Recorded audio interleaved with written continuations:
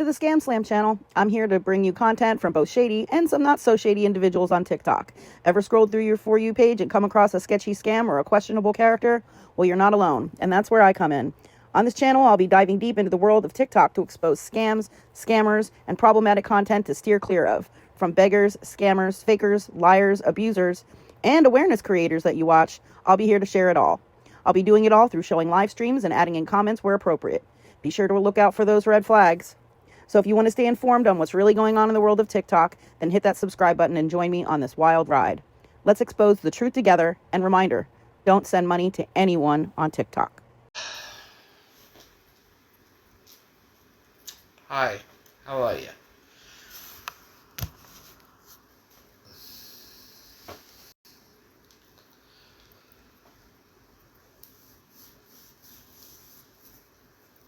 What the past few days it's been. I'll tell you what.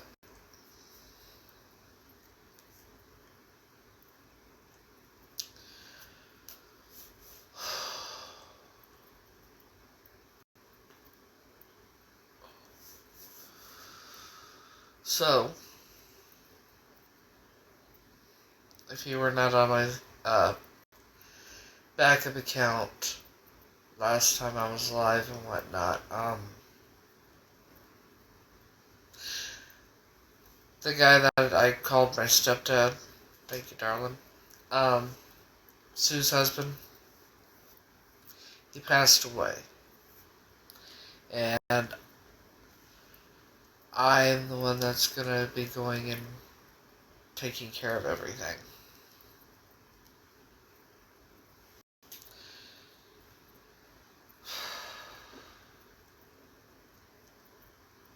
On top of that,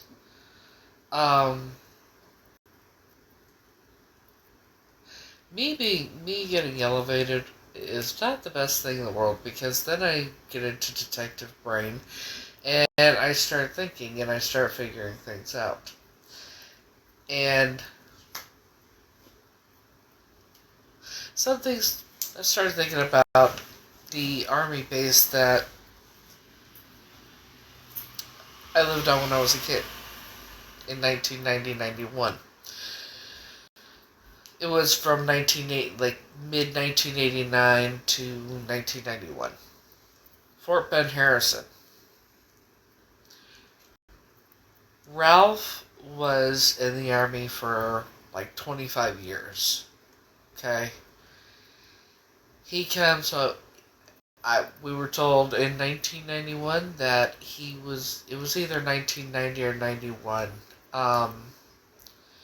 but that he was going to retire. And, he went and he supposedly was going to turn in his papers or whatnot, and they told him, you were going to make Sergeant Major next week.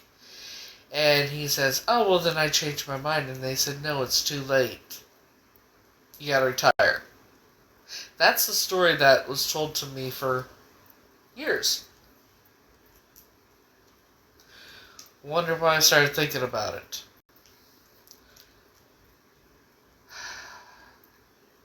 Number one, they wouldn't have had him retire. They would have told him, they would have tried talking him out of it. Because being the highest rate, that's Sergeant Major, man. He was going to be Sergeant Major. But see, if you adopted a child that your wife's family kidnapped and you knew about it, and they were going to station you in your family, hello, I'm alright. And they planned on transferring you and your family to be stationed in the UK somewhere, or Germany, or whatnot, right? And that kidnapped child that your wife's family kidnapped, that you adopted, that you knew all about,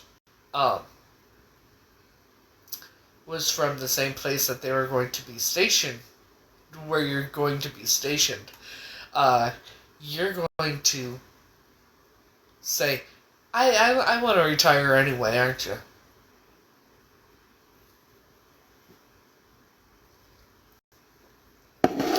Where am I from? Your guess is as good as mine. I was kidnapped as a kid, that's all I know.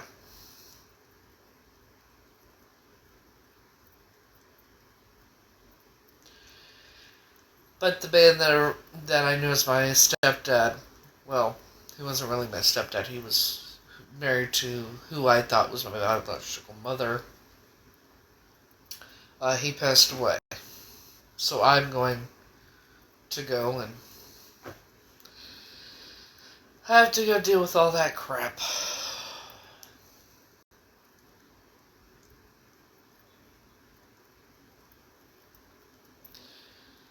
I'm in charge of it all. Great. Where are you from? Excuse me. Oh, excuse me, goddamn.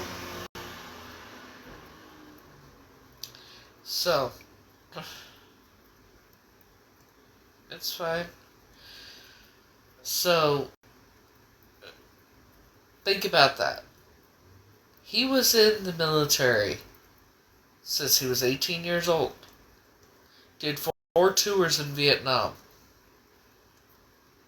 Wanted to do another one, but they told him he couldn't because he had to go back. He had to go back home because he'd been there for 4 tours.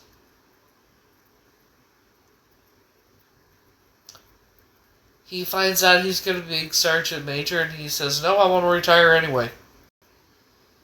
After being in the Army for 25 years, gave his life to the Army, then decides to retire a week before he's going to make sergeant major?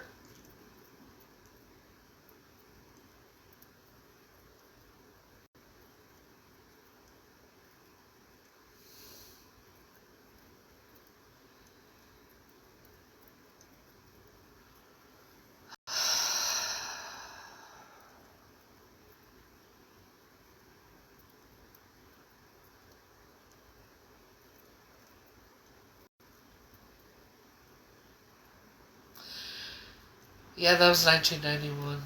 Do you know that they had made the decision to close down that army base in 1991, and it finally closed down in 1995? I wonder where they were planning on stationing him. What country?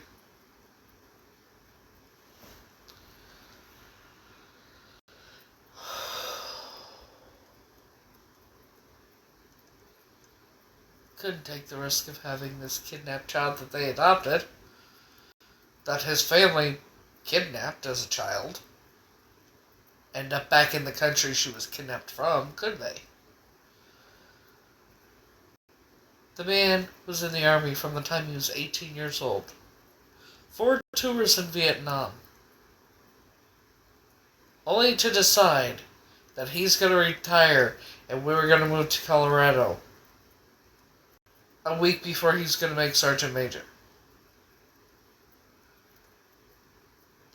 And then he lies and says that they told him it was too late, he couldn't take it back. He had to retire.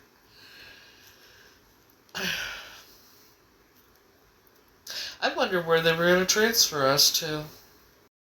What country? Because I'm willing to bet that they were going to transfer him. That's why he retired. Because wherever they were going to transfer us to is where most likely I was kidnapped from.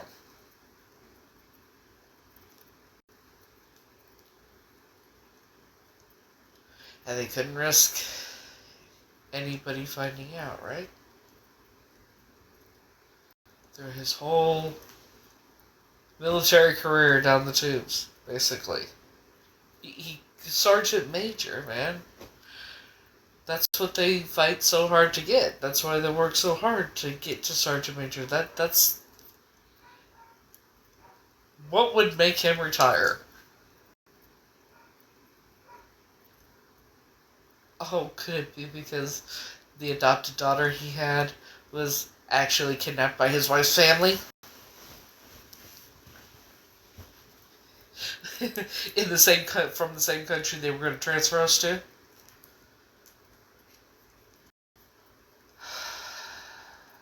I'm venting, but I am figuring it out, and I don't know. This is why I can't get. This is why I don't want get elevated, because then I go into detective brain and overthink, and sometimes then I figure it out. So now, how do I find out what country he was being transferred to?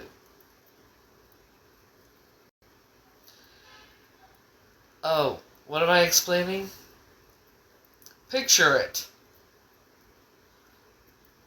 Fort Bend Harrison, Indiana, 1991. Got it, picture? No, 1990, 1991. I spent one birthday there, so I think it was 19... It was like early 1991 or late 1990. Anyway, I digress. I think it was 1990. I can't remember. 91, 1990, something like that. Ralph, adopted father, who had been in the Army for 25 years, decides one day he's going to retire. He goes and he goes tell him he's retiring. Okay. Now, before I go on, he was in there from the time he was 18. Did 4 tours of Vietnam. Wanted to stay longer. They wouldn't let him. This is not somebody that's just going to throw away his career or just retire willy-nilly. But it gets more. There's more. So he tells them he's going to retire. They tell him, this is what I was told, they tell him that, oh, you were going to make Sergeant Major next week. And he says to them, well, can I change my mind then? I want to stay. Can I change my mind? They tell him, no, it's too late. You already decided you're going to retire. That's how he retired.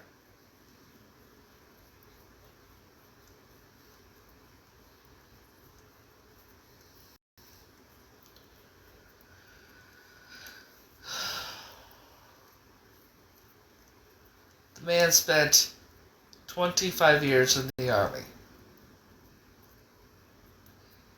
This man is a workaholic. He is 78 years old. Still working.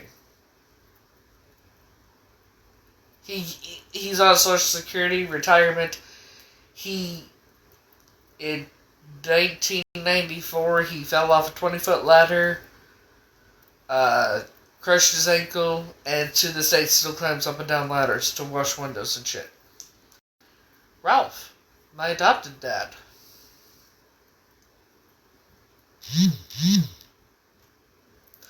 There was no talk of, hey, we're going to be moving because your dad's going to be retiring.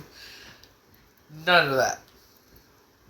One day he came home and we were told that we were going to be moving and he was retiring. So we got to start packing.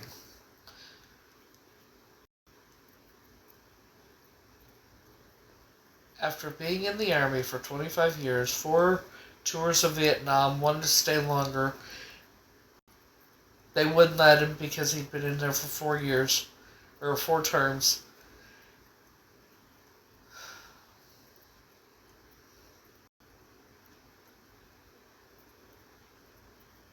Now to find out where he was going to be stationed. Because I know that man.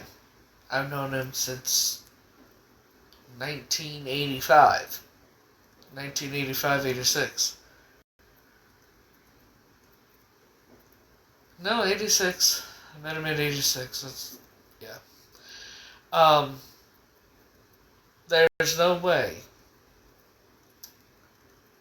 he would retire like that.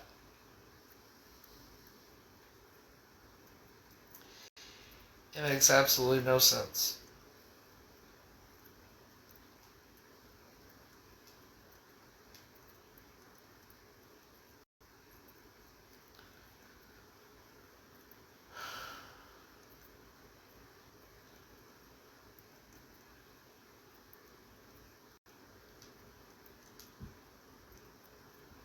Retire to be a maintenance man in a trailer park?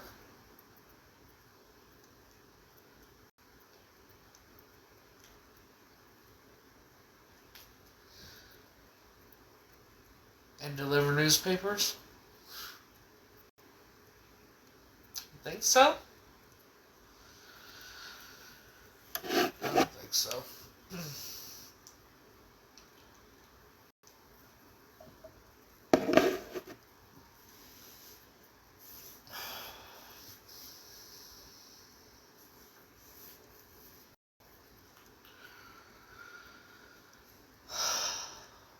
So,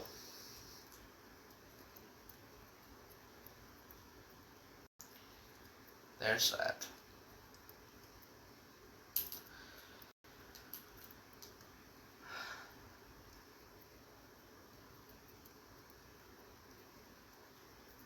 But I can't think.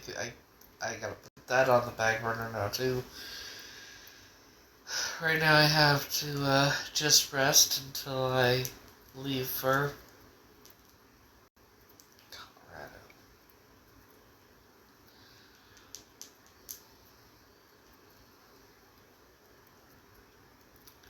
Yeah, Sue's husband passed away. I'm in charge. I gotta take care of everything. See, Shade would be next of kin. Shade's in prison. So he's gonna be having to sign something so I can take over and handle everything. The coroner already talked to Shade, to John's sister and brother. I talked to his sister and brother. They're happy that I'm taking over and handling everything. It is what it is.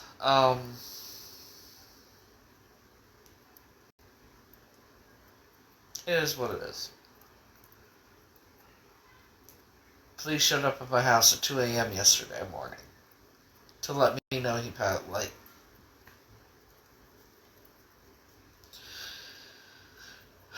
So I'm the one that had to tell Shade. Well, I had to call the prison, talk to the guards, have the guards and chaplain tell Shade. Shade called me. Had to call John's work. Had to call his sister. Had to talk to his landlord. Had to just, yeah.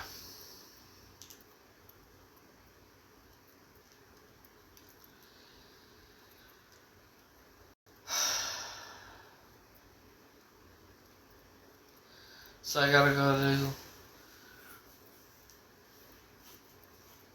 I have to go to Colorado. I gotta clean out his apartment.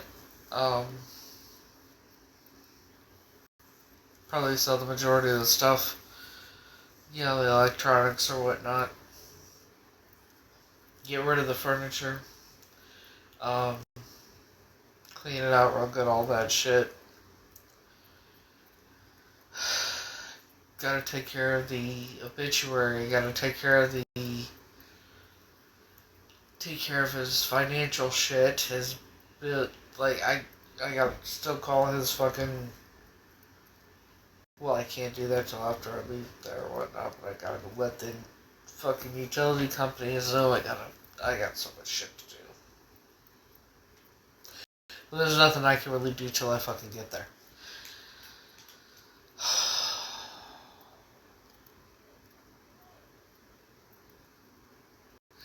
Then after all that, I have to take him and Sue. Well, the ashes, that's supposedly Sue.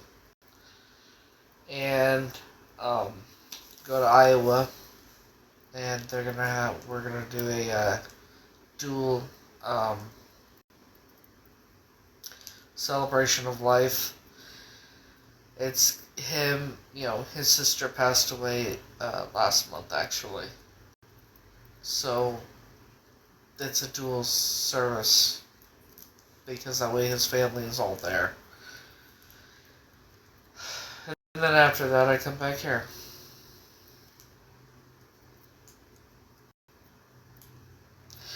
But I did do some research, and my flight, and all the money that I'm spending, because I'm the one taking care of everything. Legally, I will be reimbursed for with the, I guess.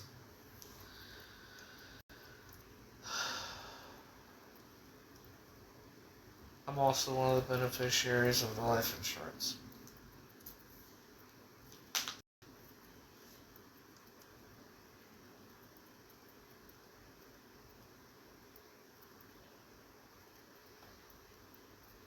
It is what it is. I got that. I hadn't talked to him in about a year. So I was surprised that they even showed up at my house to tell me. I was, number one, you're showing up at my house to tell me. Number two, it's 2 a.m. Number three, I hadn't talked to the man in a year about. Because he knew the truth. He gaslit me. He wasn't, people think he was a good guy. He wasn't that great of a guy. He had been inappropriate with me at times. He was inappropriate with Shade. He was abusive to his wife. He was bad. Wasn't. John was 69.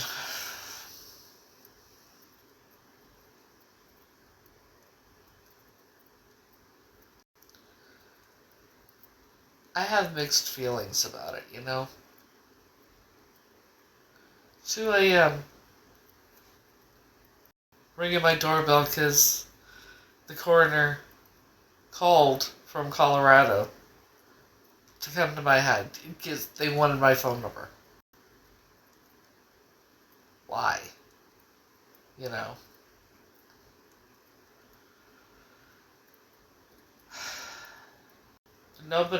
The last time anybody had seen him was on July 2nd, and they found him 2 days ago.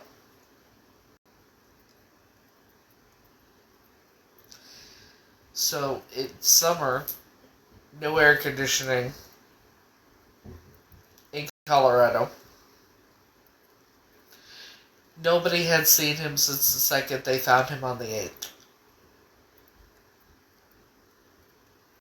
The landlord went to see what type of damage was done to the door by the fire department. She has to hire workers to go clean the floor. So, no idea how long he'd been there, and they don't know when the time of death was, nor do they know the date that he passed. Don't know how long he'd been there. Don't know.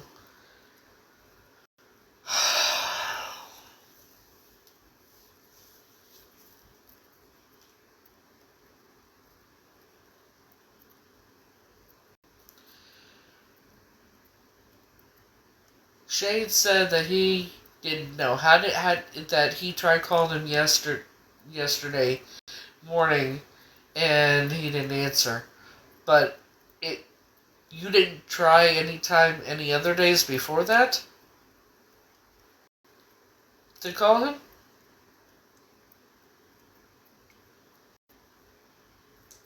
The next door neighbor supposedly speaks to him daily, but yeah, you hadn't seen him since the 2nd, and this is the 8th, and what the fuck?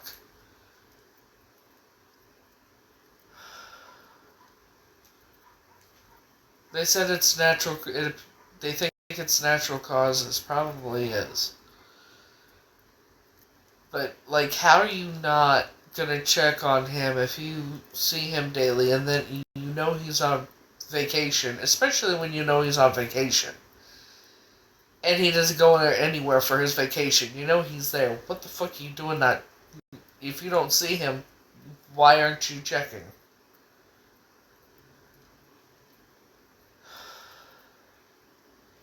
Hell, I hadn't seen or heard anything from my landlord in 2 days that I'm checking. You know. When it was all quiet that one day, I'm like, okay, maybe she's sleeping. The next day, I'm like, no, something's wrong. I was checking. So, I don't understand how he was... The last time anybody knew he was alive was July 2nd, and he was not found until July 8th.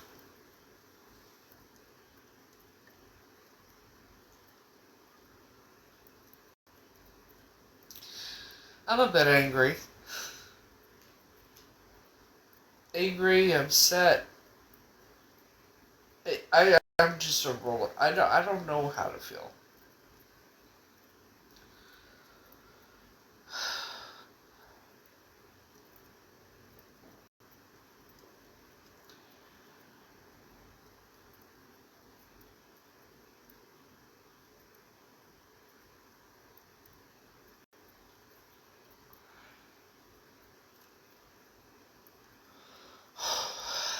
Sorry.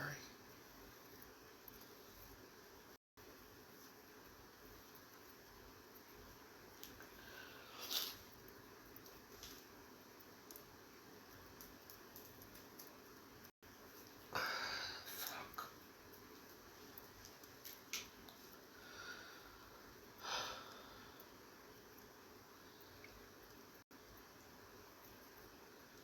Y'all check on your neighbors.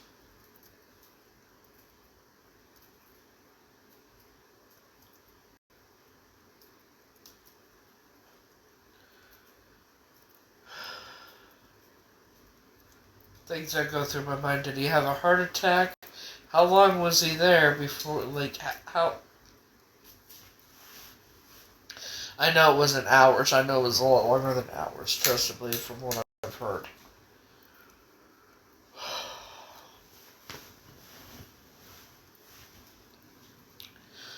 And then Shane trying to get me to be his sponsor to fucking get out on parole to come here, but he wants me to lie and say he's going to be living here and then he's going to be in the homeless shelter. No, I'm not doing that shit. He did his dad dirty as it was. Excuse me. He stole money from his dad. He was violent with his dad, and when his dad got older, violent with Sue. And I've tried helping him so many times as it was in the past. I'm not doing it. I'm not risking me getting charges in line to police and that shit for him. Broken promises and shit like that. I've fucking had it with that shit. I promise I'm gonna go to rehab. You tell me jump, I say how high. Yeah, fucking right.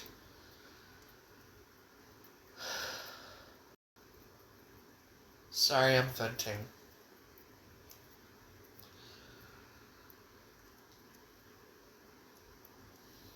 That's a lot I'm dealing with, you know.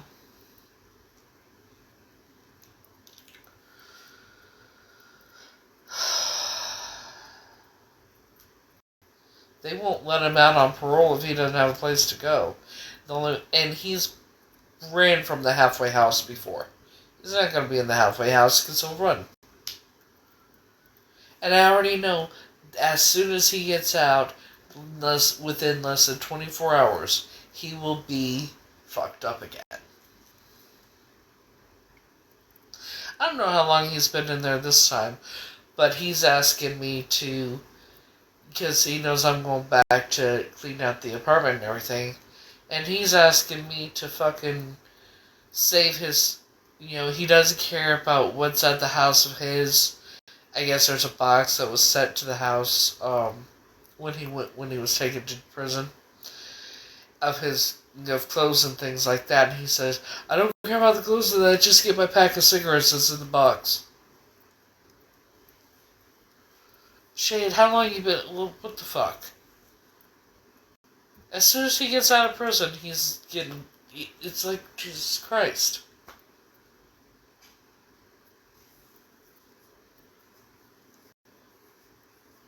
And then the destruction he's caused to John's apartment.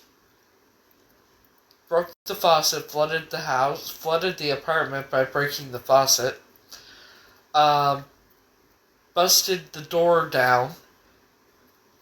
Like, this is not stolen money from him. Stolen electronics, went and pawned them. And I'm supposed to have this person in my home? I don't need that nonsense in my life. I don't need that shit.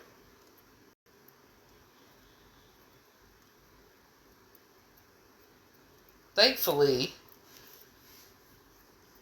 when it comes to the life insurance, I don't have to worry about his portion. Right? He doesn't need it all at once either. Because I already know he's 35 years old, only had 2 jobs. One he went for a day. The other one he was there for a week and got fired for being on his phone.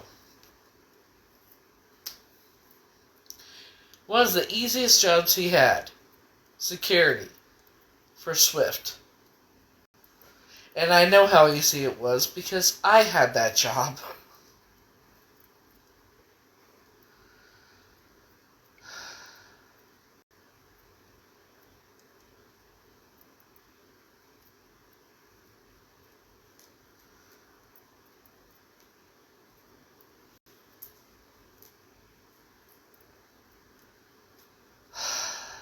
I feel better.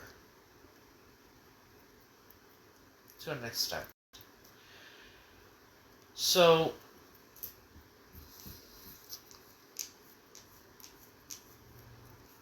now I'm going to list something that's going to make me feel better.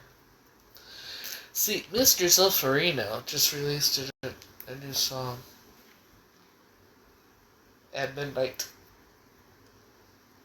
Made me very happy.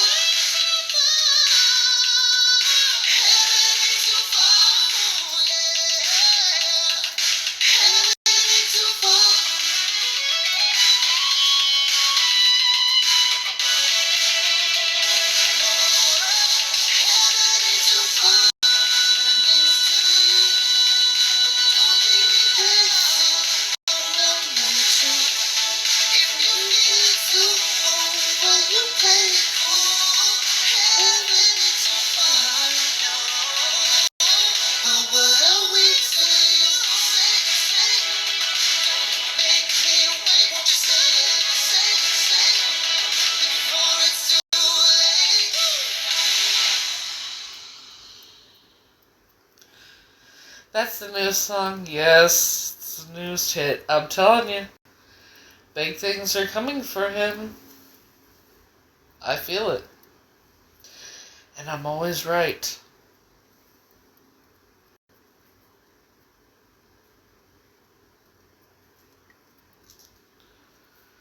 I'm always right.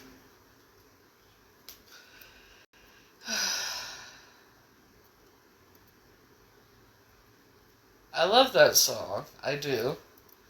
Now he wrote it, and I'm kind of hoping he would listen to his own words. But hey, just say hey, you know.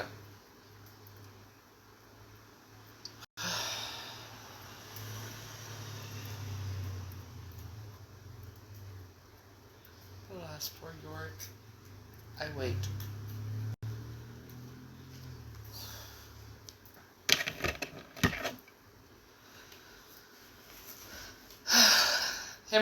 That song being released when it was it couldn't have been at any better time than it got released.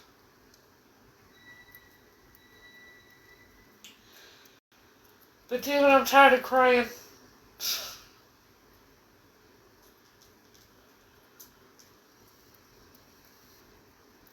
I hate the whole emotional roller coaster shit.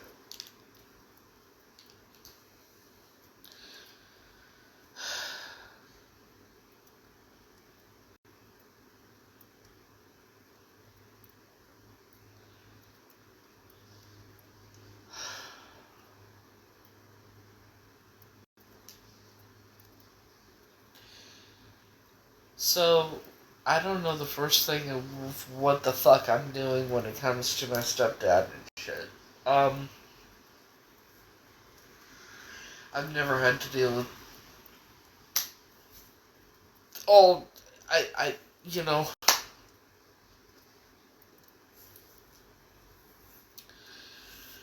I've never had to deal with, like, being in charge of having someone cremated and their obituary and their all their final things being done. I've never had to do this on my own, and I never really had to begin with, even with Sue's. Clearly, that was a fucking setup, but hey, Sue, if you're watching, your husband passed away. But you ain't getting shit. Sorry I had to say that.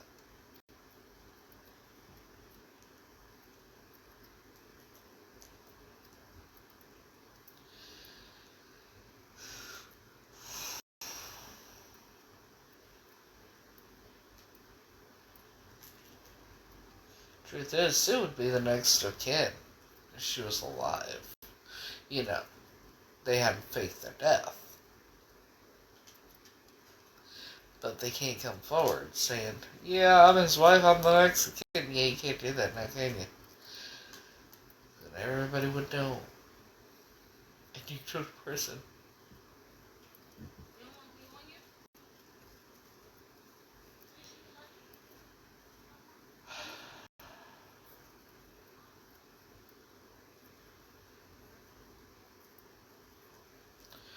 So,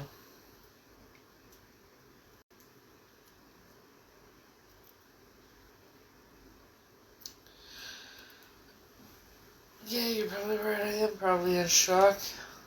Wouldn't surprise me.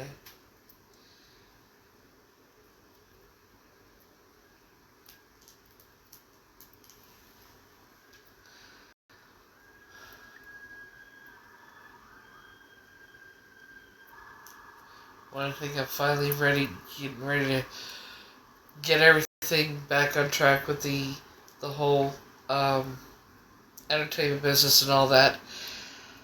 But you know, something like this sets me back a little bit. Just a little bit.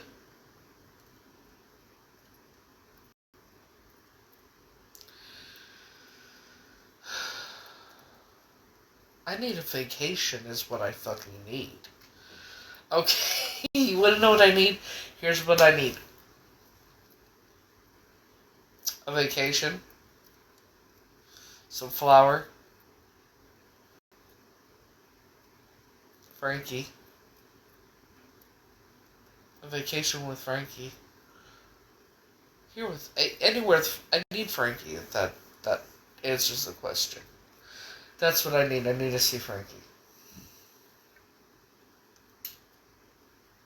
Put a loss for Yorick.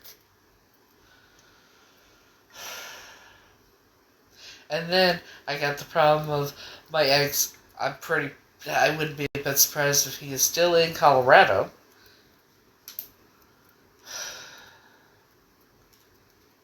I have to worry about whether or not he's going to find out if I'm there or not. And if he does, when is he going to pop the fuck up? That's what I gotta fucking worry about.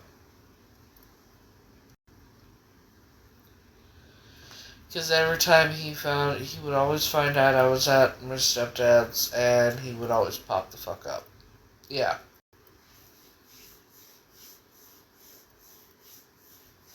Every time. The last few times when I was there, when he popped up, he had a loaded 9mm pew pew that he carried on him at all times. The only reason I know is because he came in and sat on the futon, because I slept on a futon in the living room, and he leaned back like this, and it fell out of his pocket.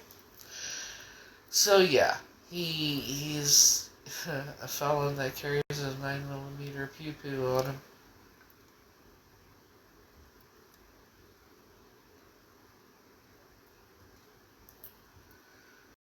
That's what I gotta worry about.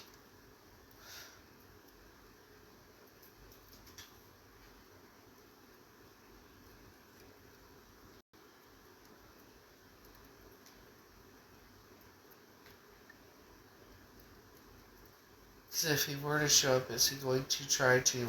And I already know he'll try to get back to you. It's same shit, different day, different year, whatever you want to call it. Oh, excuse me. And when I tell him no, and everything, and he doesn't get his way, is he A, going to try and take me out? B, grape me? Like, I don't know what the fuck he's gonna do.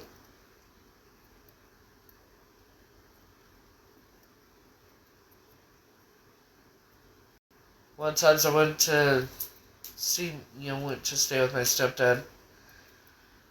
My stepdad forgot to lock the door when he went to work, and I had gotten up and went to my stepdad's room and laid down.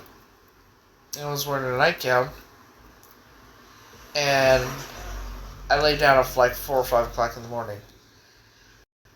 I wake up, and I don't know, it was probably about 10 a.m. by then. And he had his hand and he was getting ready to put it up my nightgown, and that was in my stepdad's bedroom.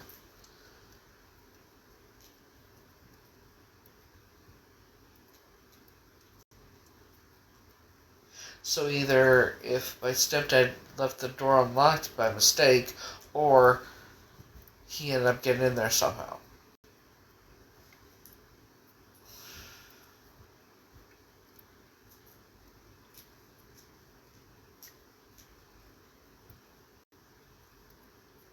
So yeah, things I gotta worry about while I'm there. Or is one of his buddies gonna see me and tell him?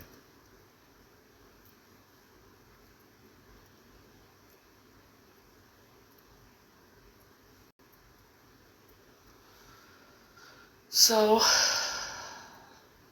that's my predicament.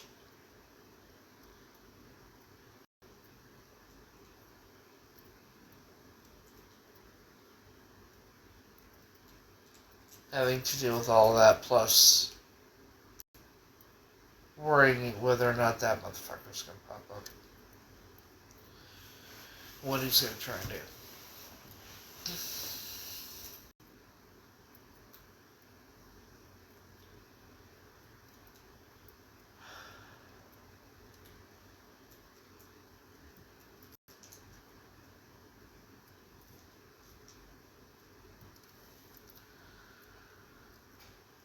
Yeah.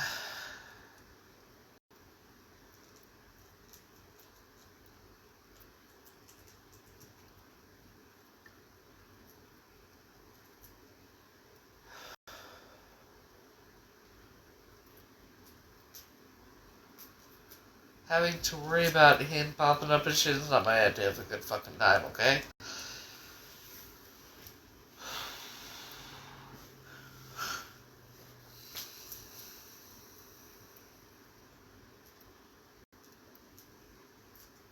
But I'll go live while I'm there and everything, no worries.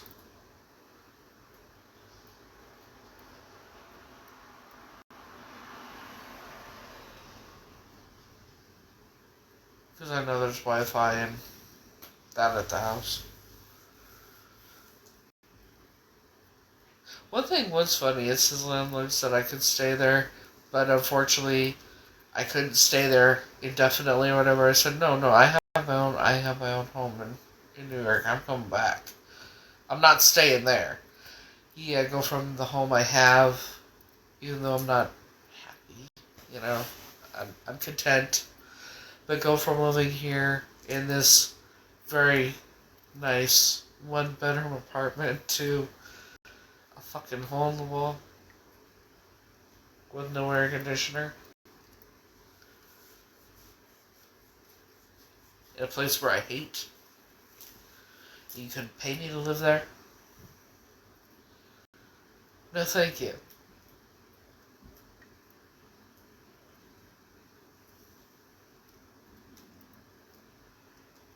I'm nervous about how much cleaning there is to do also, because I don't know how long I'm going to be there cleaning. Because I gotta go through the paperwork, go through all that shit, plus get rid of the furniture and everything, plus God only knows. Let's put it this way, she asked me she needed to ask me if I want to keep the dishes or not, because the sink is full of dirty dishes. I said, no, you can throw them away. I already know.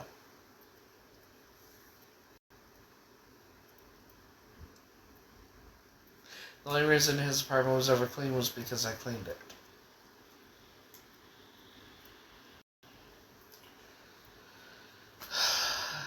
Now I'm cleaning up after his ass one last time.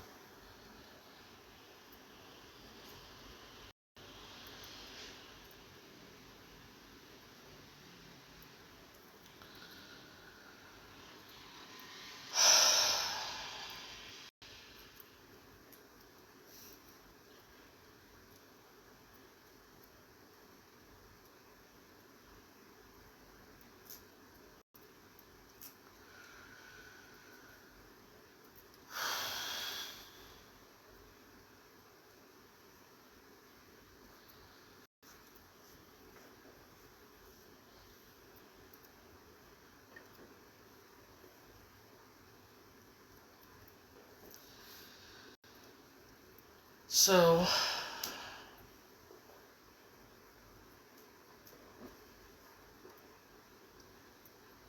just wonderful. You know.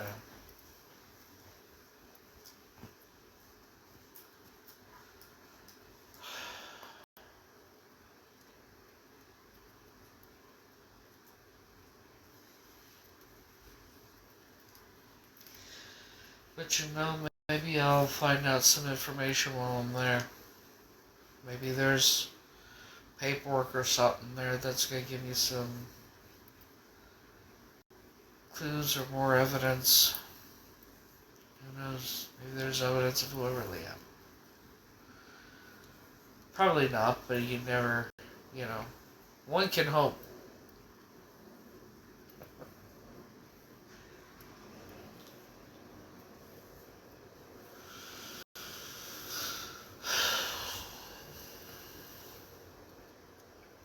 So,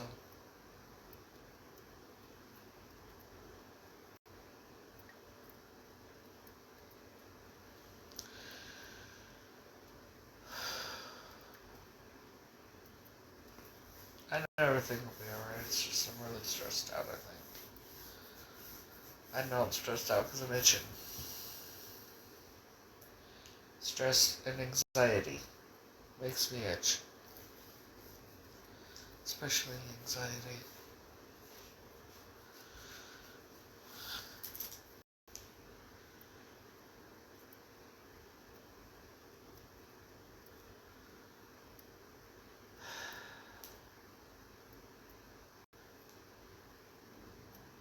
Well, at least after I do this, I don't ever have to go back there. I will never, ever have to return to the state of Colorado as long as I live.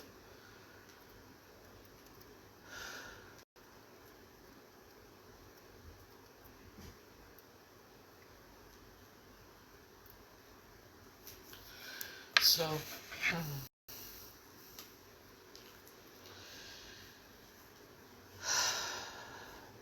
the one thing I am doing before I leave is getting my hair done. That's neither here nor there.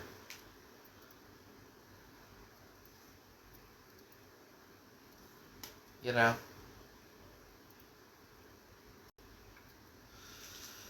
Gotta get my hair did. At least get the color done.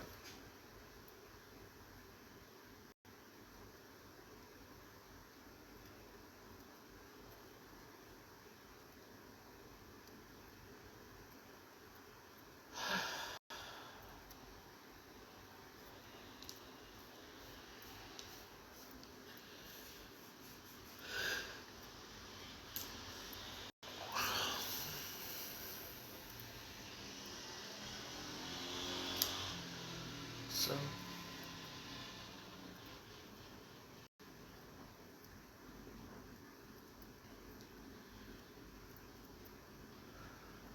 not even sure what day I'm leaving yet. Um,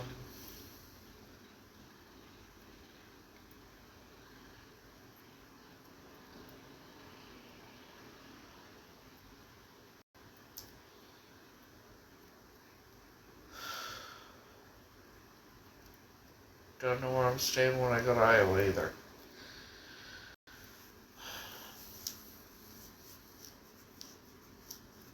I'll figure it out.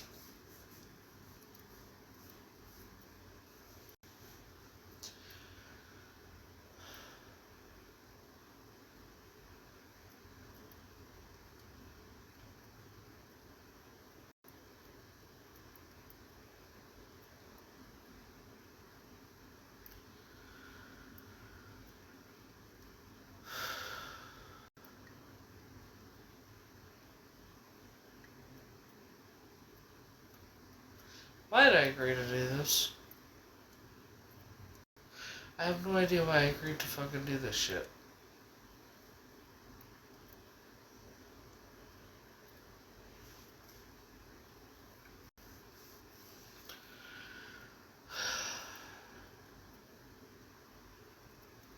Because Shade wouldn't be able to deal with it.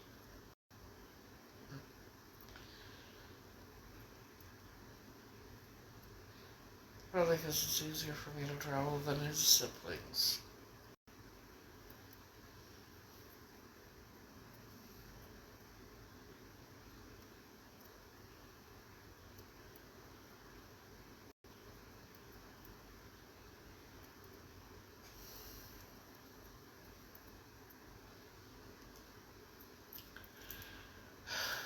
Yeah, sometimes it sucks.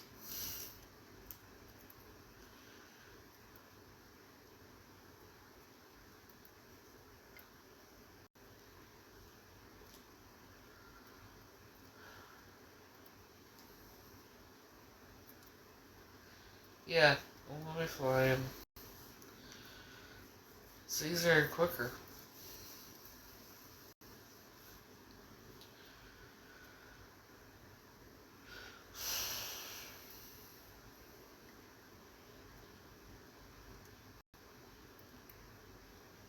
I'm getting rid of the majority of my stuff.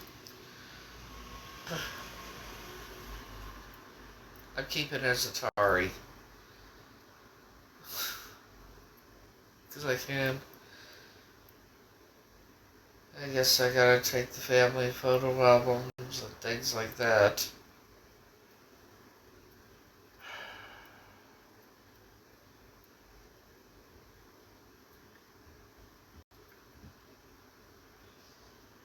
What do I do with his, like, what do I do with his ashes afterwards?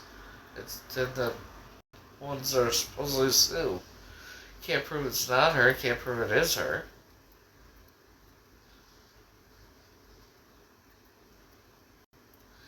I'm bringing 2 suitcases, one with clothes and stuff, the other so I can put their ashes in because I'm not taking it on a carry-on.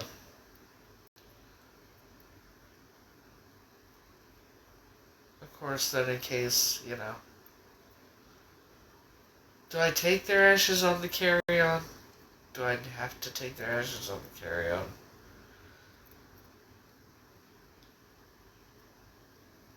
And honestly, I don't know what the fuck I would want out of that apartment. Like, dude was poor.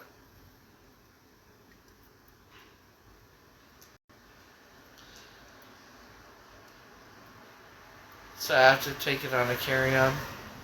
I can't just put it in my suitcase.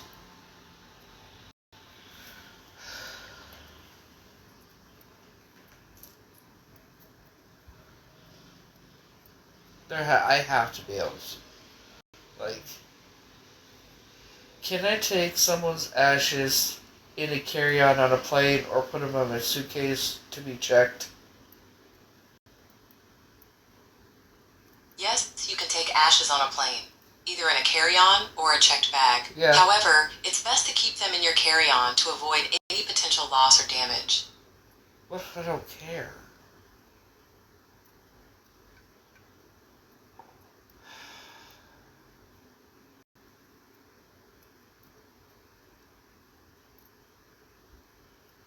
I gotta get her.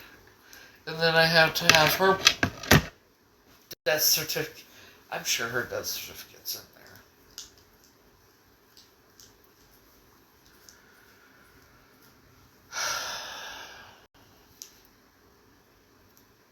What if I don't care? I don't know why I cry over his death at all. I think it's just because the guy was an abusive, arrogant asshole.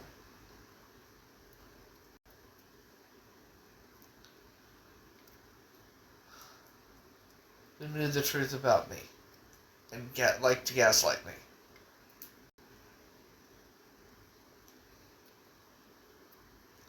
It was also inappropriate with me at times. For example, when I was 20, I was wearing an orange tank top and a green pair of jeans. I know, don't start. I know it don't match. But that's what I was wearing. I come out of the bedroom. He looks me up and down and says, "Damn, if I was 20 years younger and wasn't with your mom." I said, "Not on your fucking life. Not on your motherfucking life."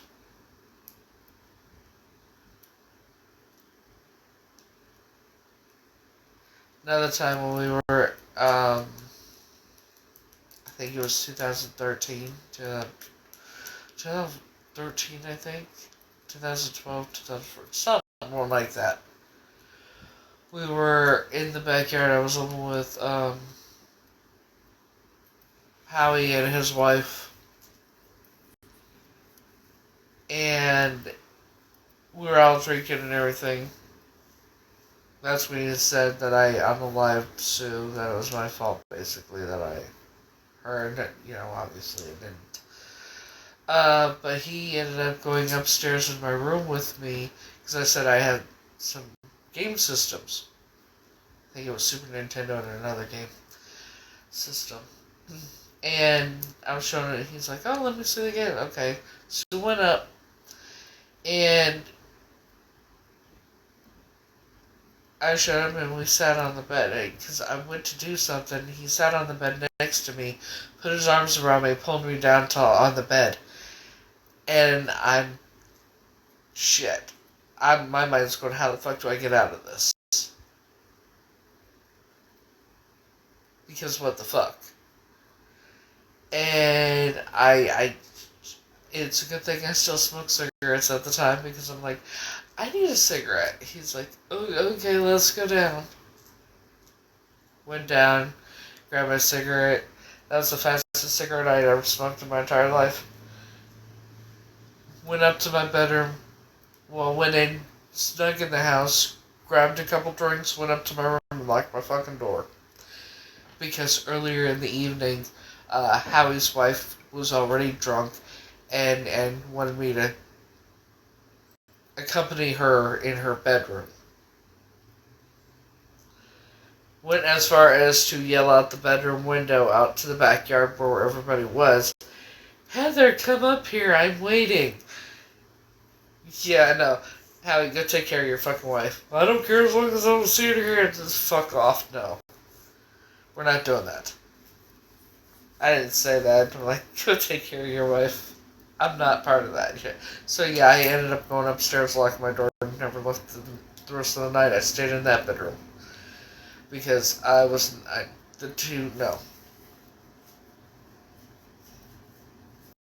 So yeah.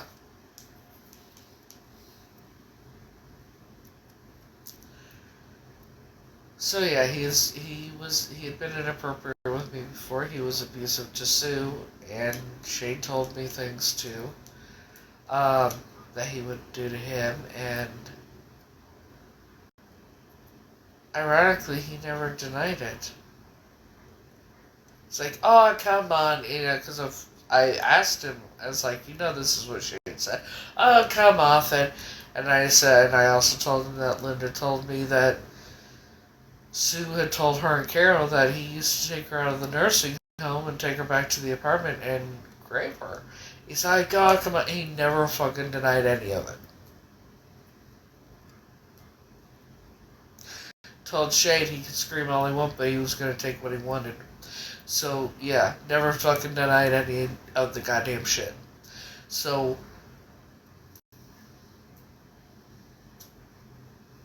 I don't know why I have any sorrow or any me being upset at all, because it's not. And I cut the motherfucker out of my life about a year ago. Though I think the only reason I'm doing this, and I even offered and volunteered, is because it needs to get done. And he was the youngest of all his siblings. He has two siblings that are still alive. One's 84, for example. It's not easy for them to travel and having to deal with all this. Plus, their sister passed away a month ago. So, and then Shane being in prison. It's just easier for me to handle, I guess.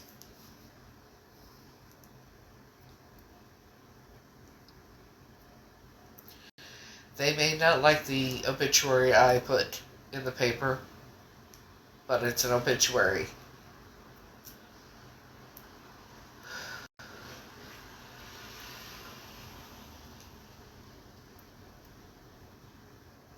Remember that recording that I played where I was talking to the guy, and he said that the same guy that said I had red hair when he met me in 1985 or 86, that was him. The one who gaslit me on the phone conversation. I said, thank you for contradicting yourself, you just exposed that was him.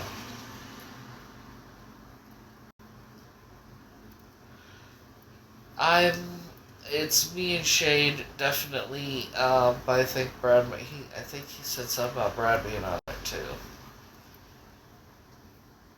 And I know he just ended up taking 5 weeks of vacation.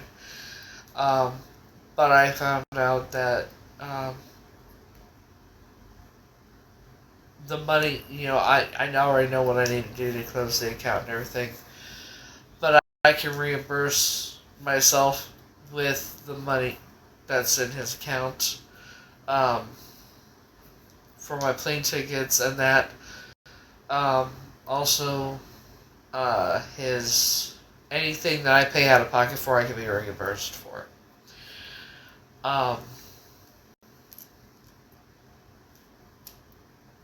No, two different ones.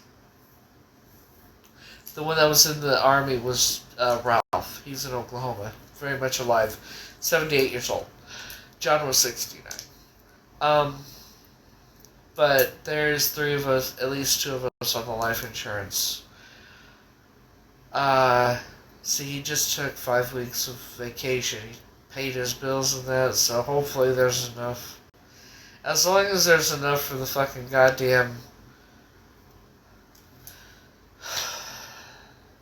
you know, um, cremation and that,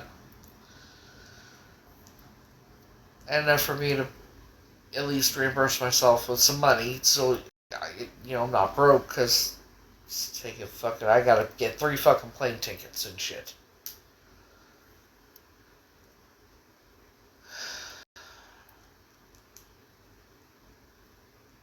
I'm gonna put a little bit of money on Shane's books, but that's like if I can. I don't know. But I already know what Shane. Here's the thing. I know good and well Shane's gonna accuse me of stealing the money and everything. I'm not stupid.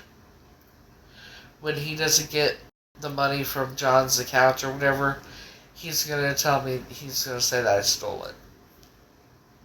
Oh, bitch! I paid for my ticket out here, and that is by law. Uh, it's right. Like I'm the one taking care of everything. But at least with the life insurance, I don't have to worry about divvying it up or anything. He'll get a check, I'll get a check, and if Brad's on it, he'll get a check too. So, whatever I get. Right?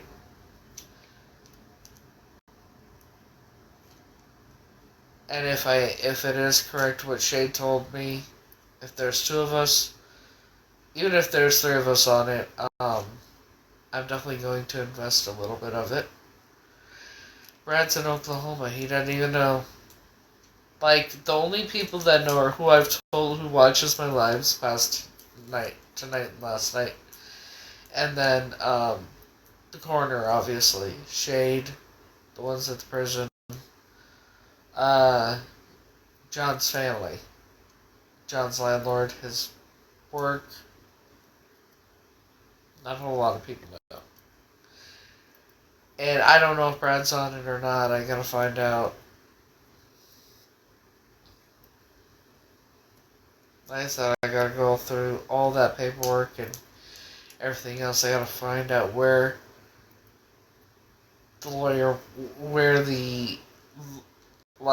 the life insurance policy be? No. Brad was one of my main bullies. There was a reason I would always spend holidays in that alone, in my bedroom.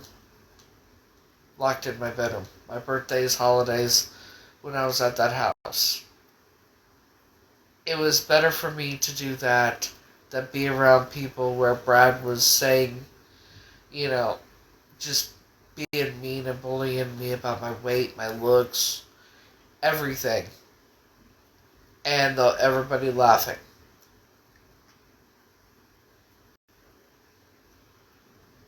So no, Brad and I don't get along. I don't talk to him. I don't talk to anybody there.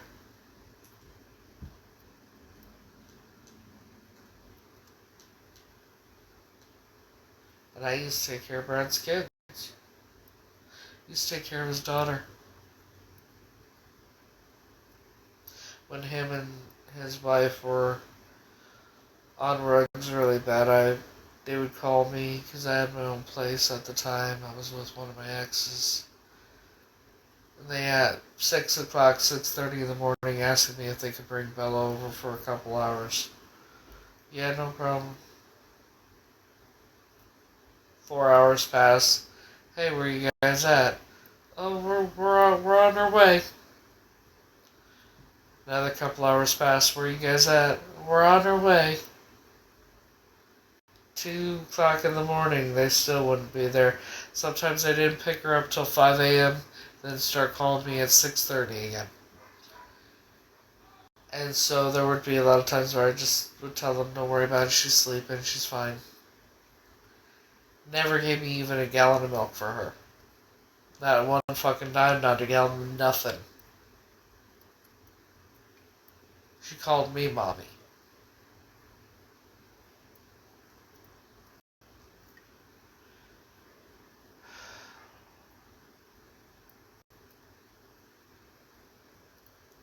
And I would tell her, no, honey, I'm your aunt. I'm not mommy.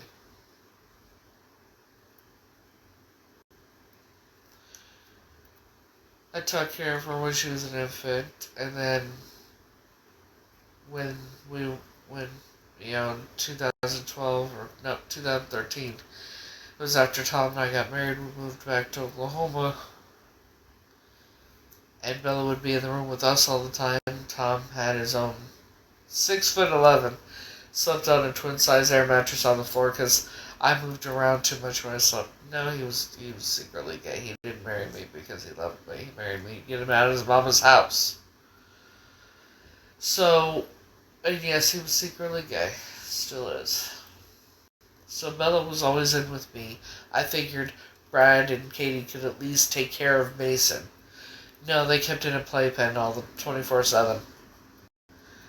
And so Bella would be calling me mommy. It was a mess, but yeah. And when they went into foster care, I was the one doing Bella, doing homework with Bella and, giving her her baths and everything else at night. While Linda was doing her fucking diamond paintings or whatever. And Linda and Ralph were the guardian, were the ones that had custody. Let me ask you something. If think about this. They took custody of Brad and Katie's kids when Brad and Katie fucked up and the kids went into foster care. They refused to take custody of my kids. Why do you think that is?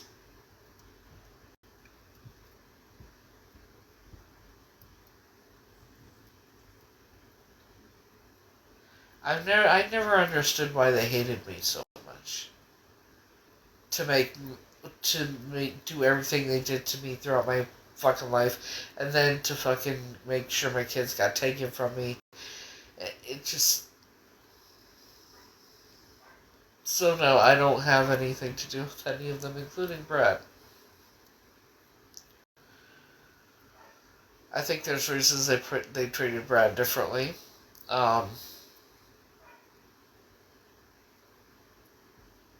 Other than him being male, I think it's because his biological family, his real family that he was kidnapped from, if I'm right on who he really is, his biological family is very wealthy.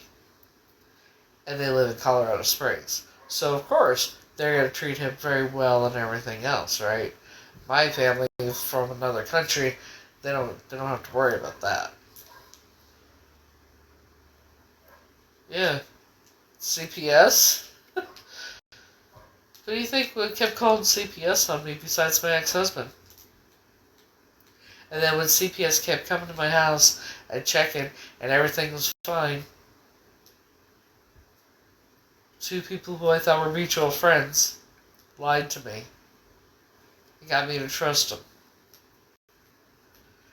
The one came over and said my ex-husband had planned on breaking into my home, unaliving me, and taking my children to California. The following week, I ran into the other mutual friend named Betty. Oh my god, it's been so long, how are you? And I told her, and what was going on. She's like, oh my god, I'll take the kids, don't worry, they'll be safe, Johnny won't know where they are, da da da. That was a Friday. She took them. We gave her $100, gallon of milk, toys, clothes, everything. I was gonna go the following Monday to get a restraining order. That Sunday, she's calling Terry's phone. Terry was the one I was dating at the time, and she says, she asks for me, and she tells me that she needs me to sign power of attorney papers to her in case I need to take the kids to the hospital or the doctor. I said, let me call you back. I told Terry, he says, call her back right now, get the kids back right now.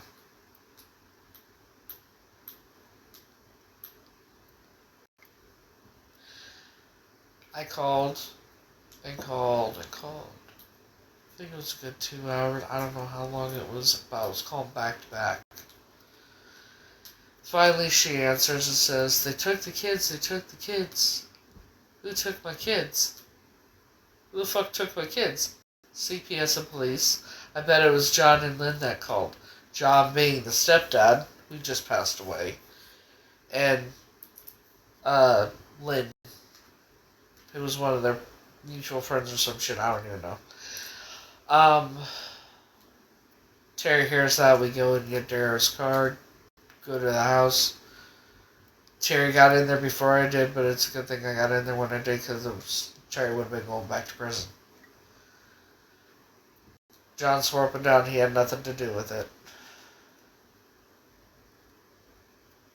I called CPS and said, "Hey, what's going on?" to find out what the fuck happened. And yeah, they got the call and everything. Supposedly I was on rugs and this and the other. And here's the thing. They tried to get me for abandoning their children. I would have gone to jail if that were accurate. It wasn't. Clearly. I was doing UAs every Monday, Wednesday, or Friday. Every fucking week. Clean every time. Did a psych evaluation. When I did the psych evaluation, Terry says lie and lie consistently because they'll feel bad for you and the judge will give you your kids back. That's how I was misdiagnosed with schizophrenia, because I lied and lied consistently.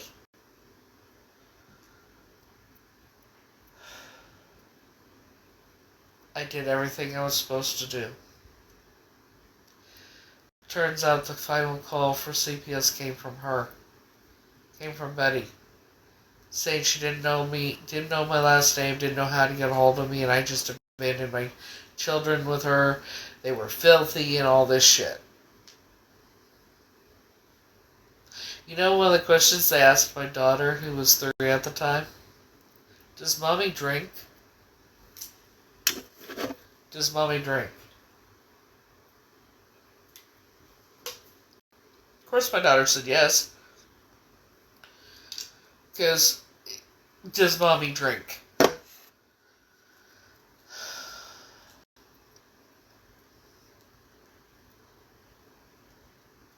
A week before the final court hearing, Donna Haynes, the caseworker, called and said she wanted me to come to her office.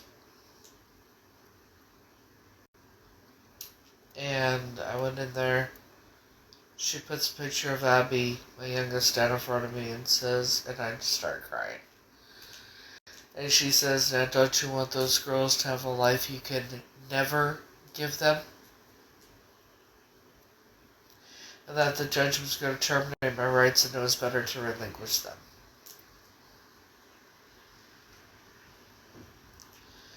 I wanted what was best for my kids. And I believed her.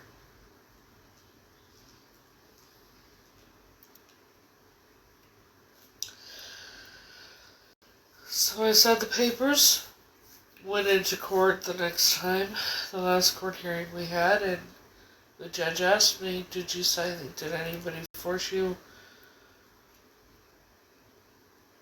or coerce you to sign these papers? I said, no, I just want what's best for my daughters.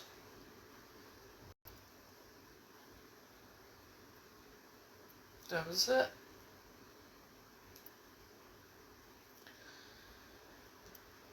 And it was 2 or 3 years later after that I found out that if I had not signed those papers and had not said that,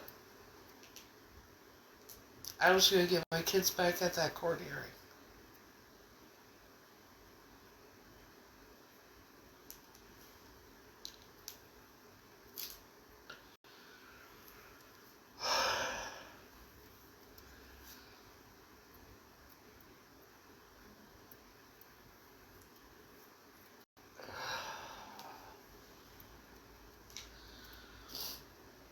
My daughters believe the lies that they've been told about me, and the lies that have been written in the paperwork.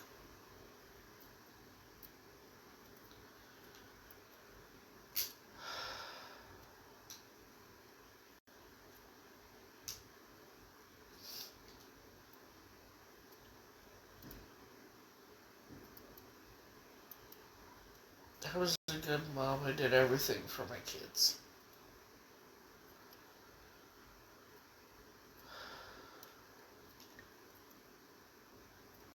I did the best I could for my kids.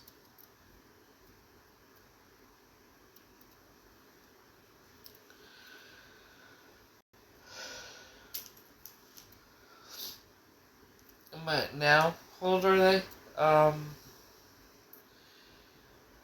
22 and 23.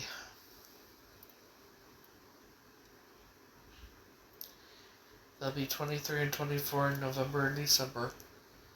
They're 11 months apart to the day. Excuse me. I had my ability to have children stolen from me, but I had my children stolen.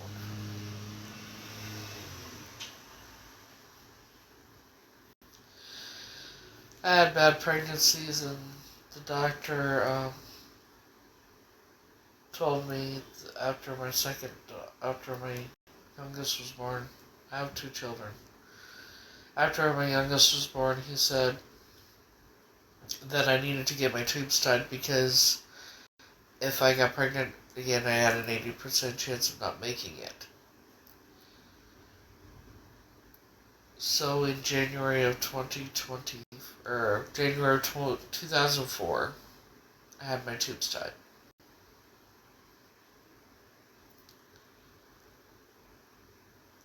And then in 2008, I had my first partial hysterectomy because I was having issues. And the doctor then said he thought I had endometriosis on the inside of my uterus. And they had to do a biopsy, and the only way to do a biopsy on my uterus was to take the whole thing.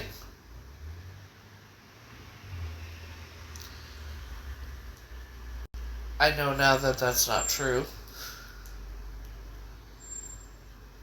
But that's how I ended up having my first partial hysterectomy. Because I was lied to.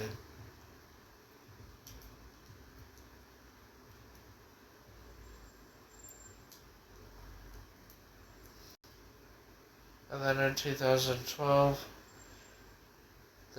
another doctor said that I had cysts on my ovaries the size of golf balls with red stuff in them, and so I needed to have them removed. And then it was months later before they were ever removed. So I don't even know if any of it was true. Probably not.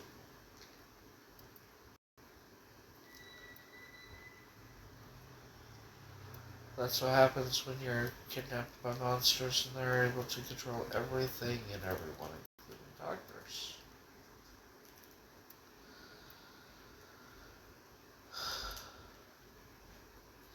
Well, hello. Welcome back.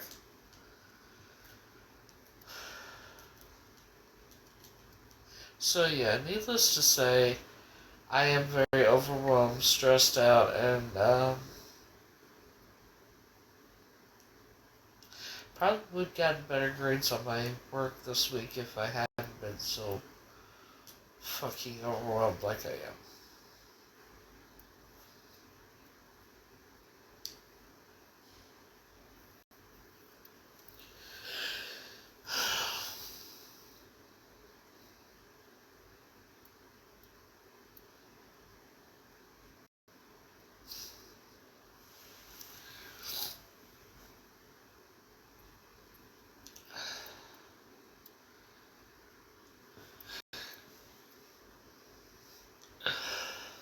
I need a real vacation.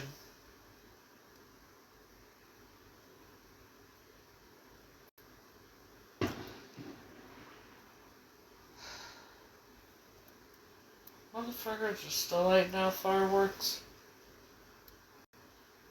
It is it's the goddamn 10th. Jesus.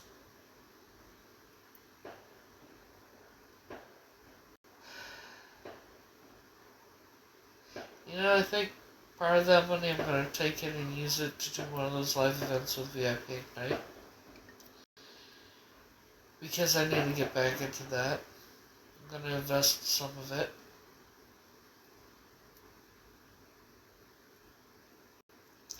I'm gonna put it to good use.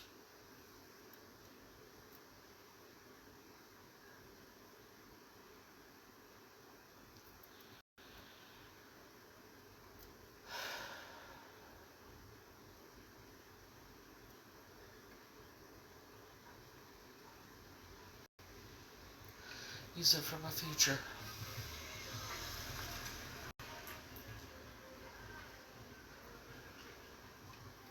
And of course have some fun with it too.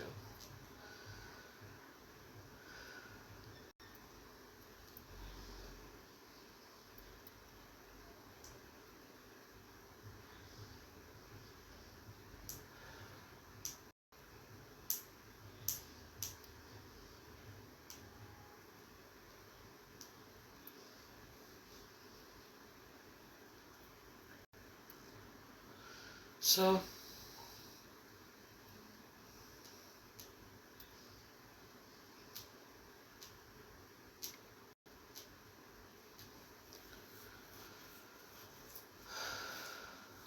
I wonder. Since I gotta go to these places, I might as well look up, see if they have the food I want. Right? Of course, I haven't been, I really haven't been eating like I usually do past couple days. I wonder why.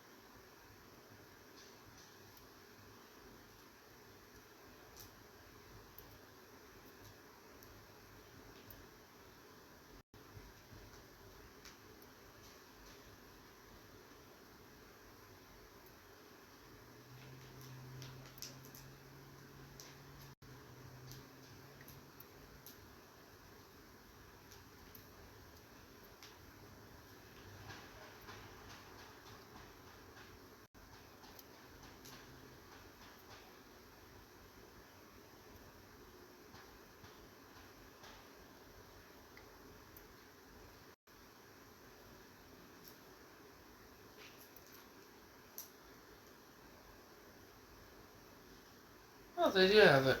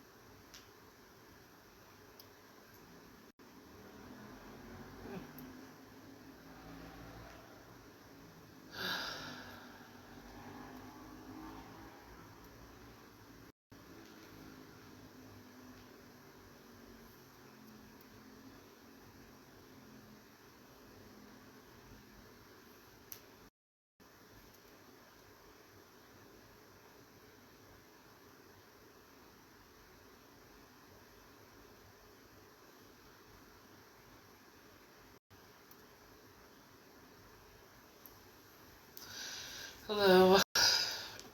Sorry, I got sidetracked looking up food in Iowa. you know?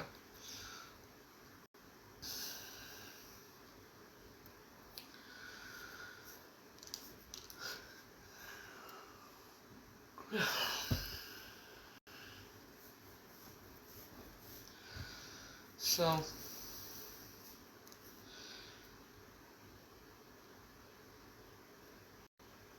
anybody on here ever played a funeral before?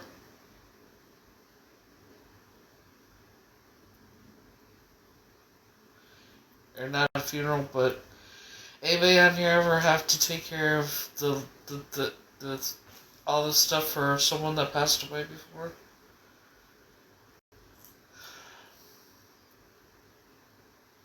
For example, what all do I need to do? Because I don't know what all I'm supposed to fucking do. Okay, so what about... I know I gotta take care of the obituary. Getting him cremated. His bank.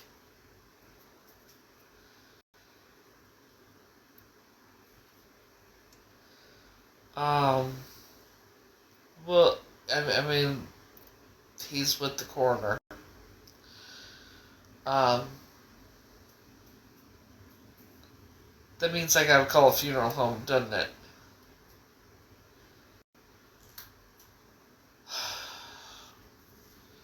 And then I gotta take care of his bills and his utilities. I gotta get.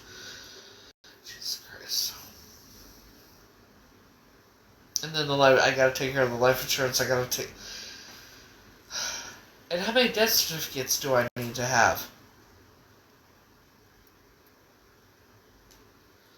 Actually, I'm getting ahead of myself. First step is I gotta wait for them to call me and give me the green light, and we go over the next steps.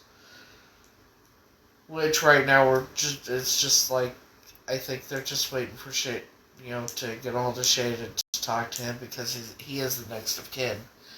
But there's no way he would be, even if he wasn't in person, there's no way he could have dealt with it.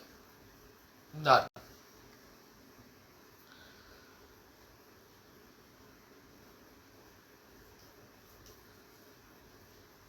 I don't want to go to the goddamn Mormon church. But the celebration of life is going to be in Iowa. Yeah, it's my stepdad.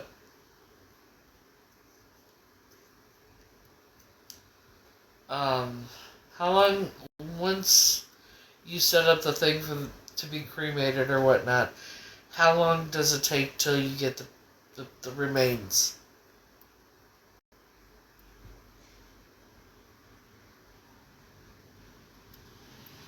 No, he didn't adopt me. He was married to Sue, who I grew up knowing as my biological mother.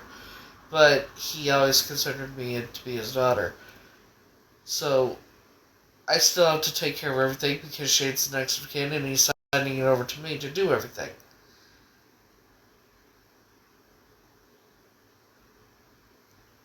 I'm so glad I've already talked to the coroner and his actual family and Shade about this. Because, no, he didn't adopt me. No, we're not blood related. But they gave me the okay, and so did Shade. He thought of me as his daughter.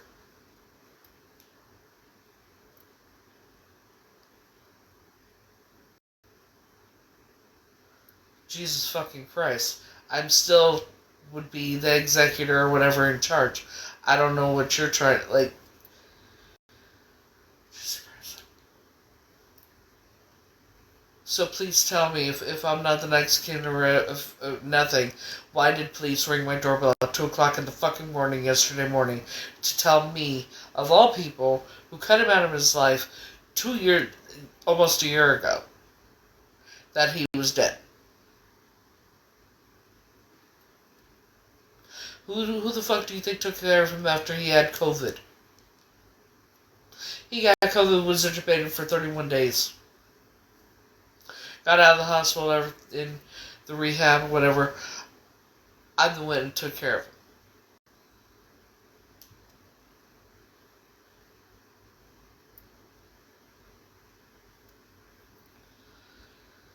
Yes, we're just waiting for them to get the paper to Shade so Shade can sign it and they can get it back. I'm just waiting for the call. But I've already talked to his sister and I've talked to his brother on the phone. And I have the text message from his sister thanking me for taking over and for doing all this, and they're more than happy to have me do it. And they know I can do it. It's like...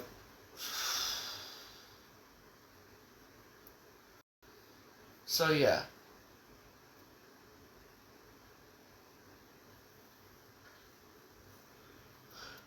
I'm also one of the beneficiaries on his life insurance.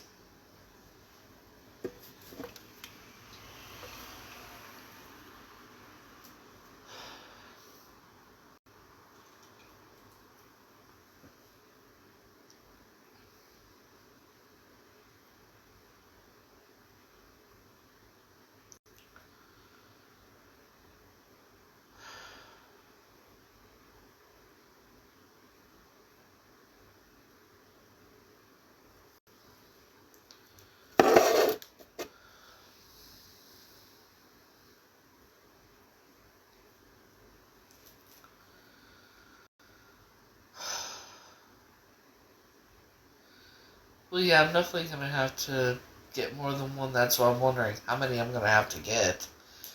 How much is it going to cost for each one? I know I'm going to need one for the bag, one for the...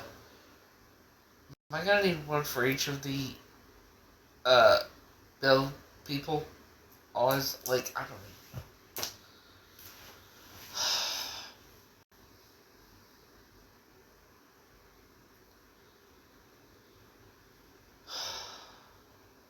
And how much do they cost?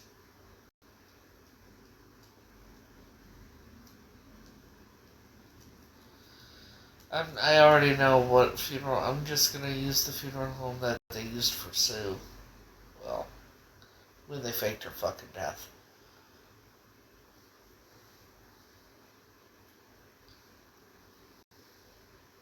Anybody know how much they cost? Let's find out. This is a bit stressful. I'll be glad when it's all over with.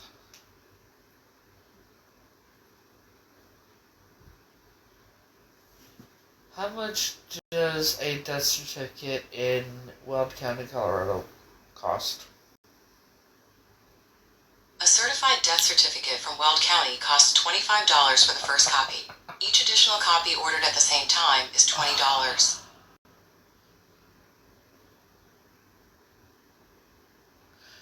So I'm looking at $200 just for fucking death certificates.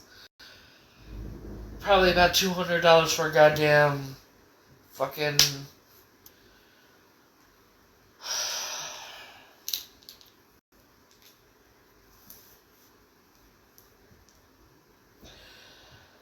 About $225, $250 for fucking death certificates. Fucking about $200 for a goddamn fucking... What you fucking call it? Obituary.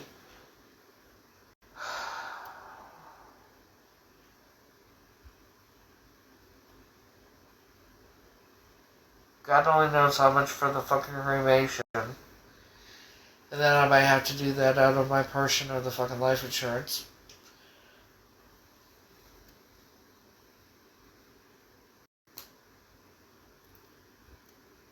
Plus my fucking plane trip to each place. Plus fucking...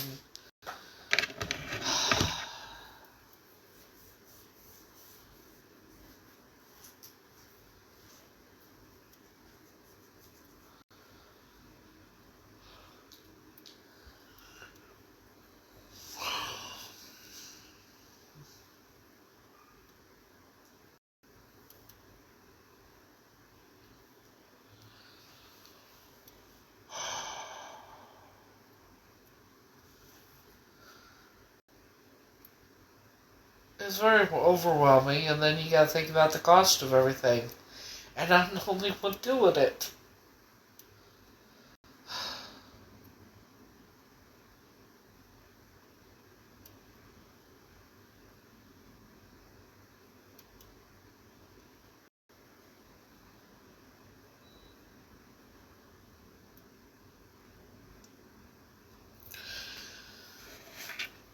Like, and then how much is it for the fucking urn?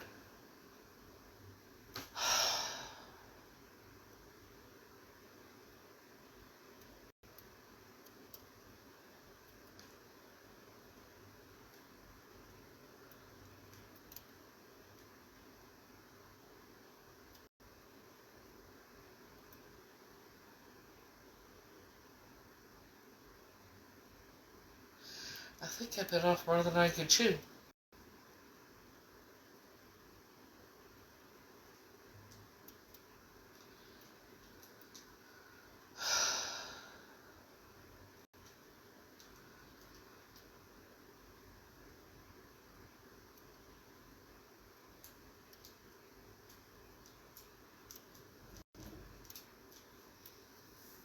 Well, I know the first... No, he wasn't.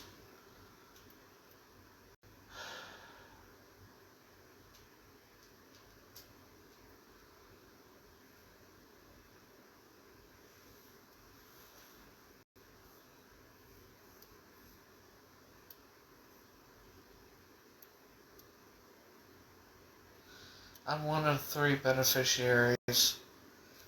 Before anything happens, I gotta go. I gotta get the fucking life insurance paperwork. I'm hoping he has the life. Like, where do I find the life insurance policy? What if I can't find it at his house? Will his work have it? No, he didn't have a car.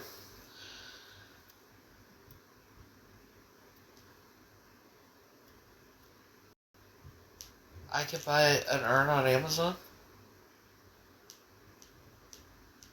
Well, find me that way. See how you are, Marcus? I didn't know I could buy an urn on Amazon. Shit. I can buy an urn on Amazon?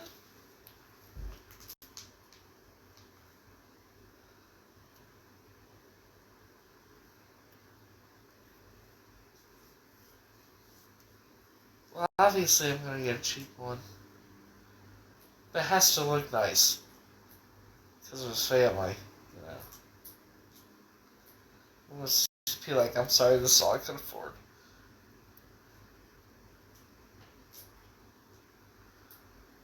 Well, the insurance company for his life insurance is through his work. So I'm gonna have to take care of all this when I get there. Obviously, I can't do it now.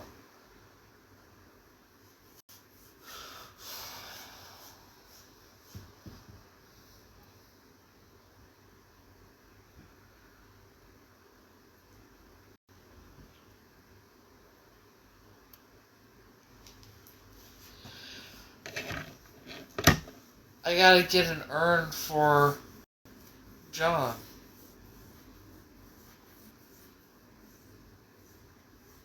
I already called his employer. I'll probably have to go in there and talk to him.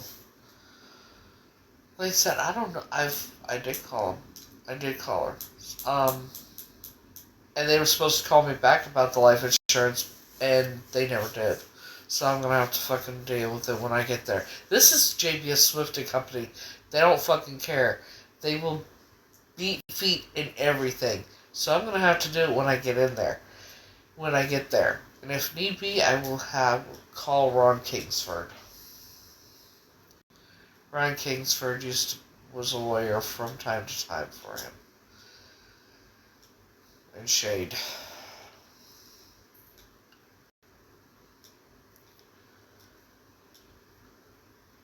So, I'm just gonna have to take care of it when I get there, I think.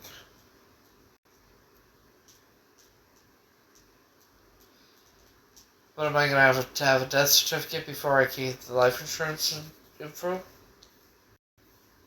Probably.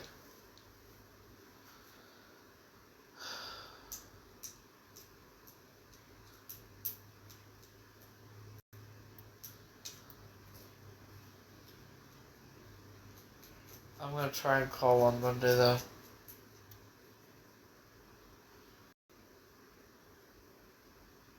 He got paid through his work. He got taken out of his check.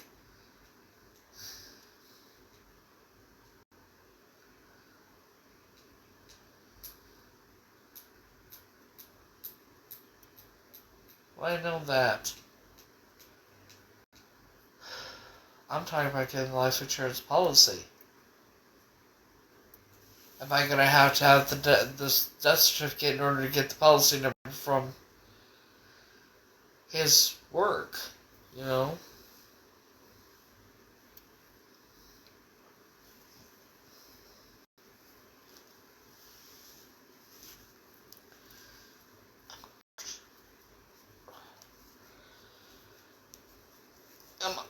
fucker. Oh.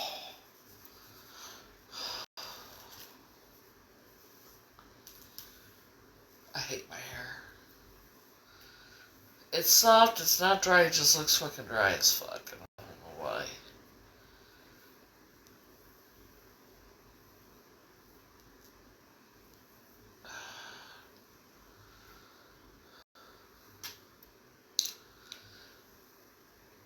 I'll call HR at his job Monday. Because if I could get the death certificate, then, and take care of it, hopefully I'll get the money, pretty quickly, and I can take care of everything.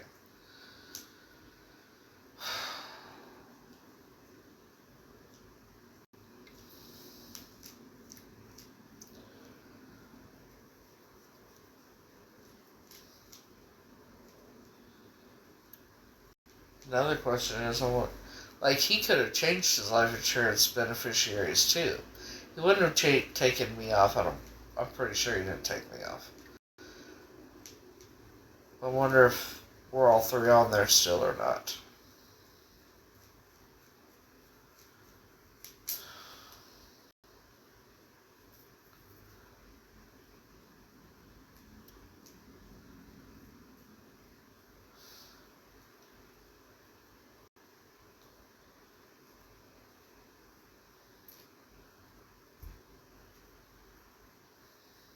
Find out on Monday.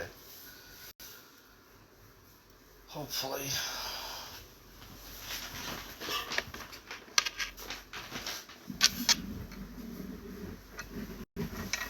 Oh, shit.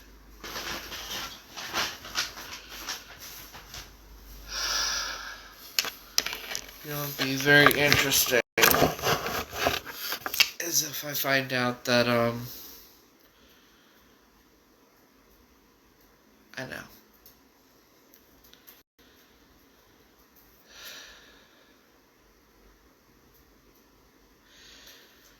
I'm gonna find it really interesting if he changed it and Shade's not on it.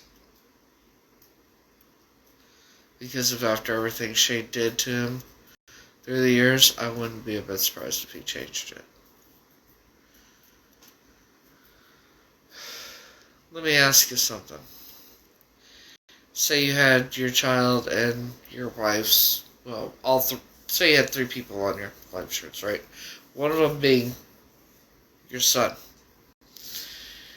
And that son stole from you and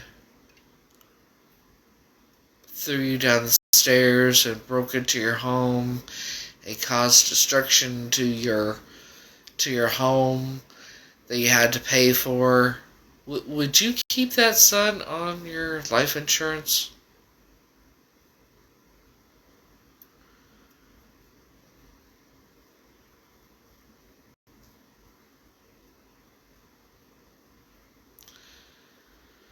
This is, yeah. I mean, I go from finding out, one thing to now this, and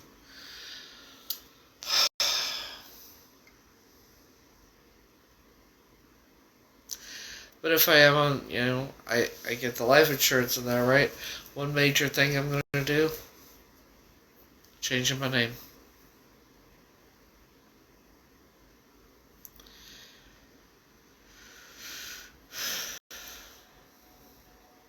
I don't think he did.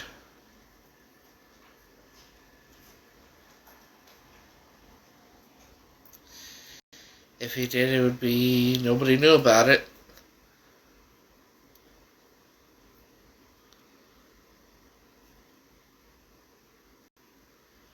Yeah. But what Shade's done throughout the years isn't minor.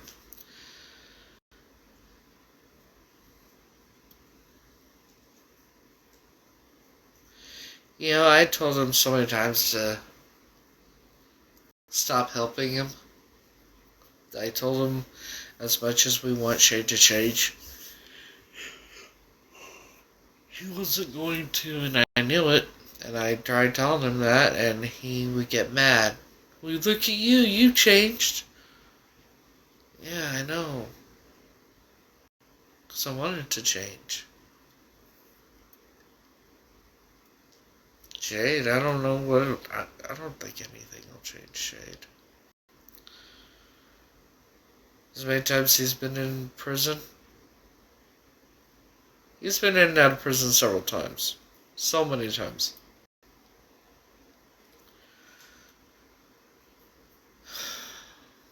In and out of jail and prison so many times.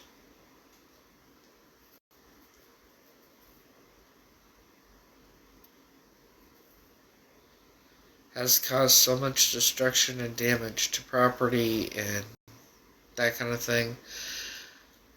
He was abusive to his mother. Well, Sue. And then later on, John.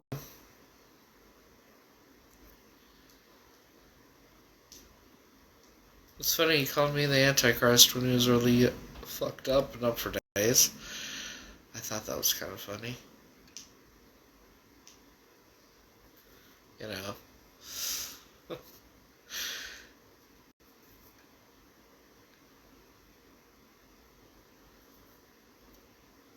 See, Shade has this habit of not just smoking immediately after he gets out of prison, but less than 24 hours after being out of prison, he is all fucked up again. I can't take that risk. I'm not willing to take that risk or that chance. And originally I was going to, and I told, when I was talking to John's sister about it, and she told me she didn't think it was a good idea. Or that she didn't think that was going to happen or something like that. About him coming out here and that. And she said that he did John really bad. And I'm like, I know. But there's probably a lot I don't know. So.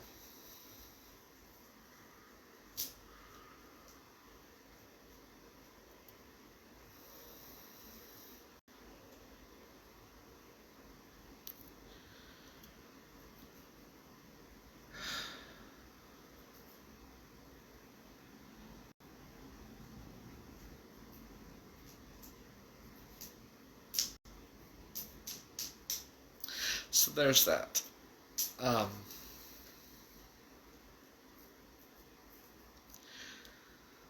So yeah, as far as Shade is concerned, I don't think I will be taking on the role of sponsor for him. I'm not glutton for punishment. So.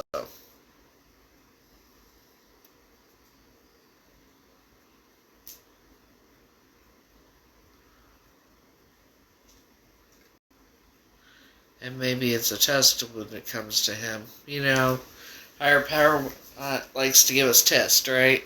See if you learned anything, right? What bigger test can you give me?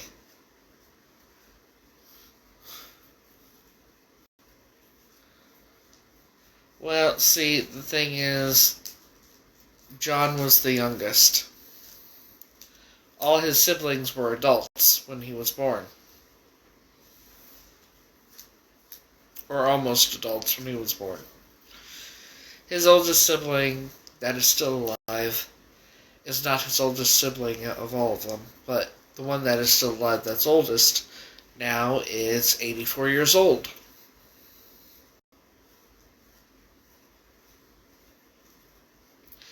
His nephew is his age. Okay? But, you know.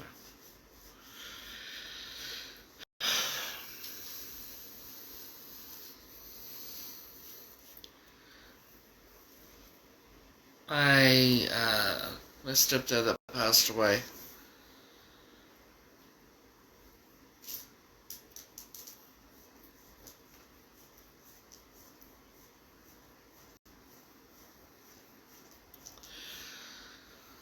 So I know he has electric bikes. I don't know if they work. Will pawn shops take electric bikes if they don't work? I'm kind of like I don't know how I feel about it. And I know that I may seem cold-hearted in that, but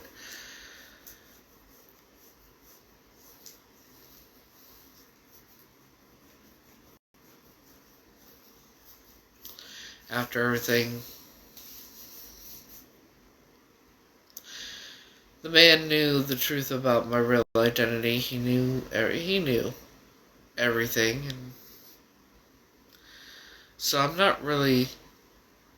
I know I sound cold-hearted when I say I'm not that upset. I'm not.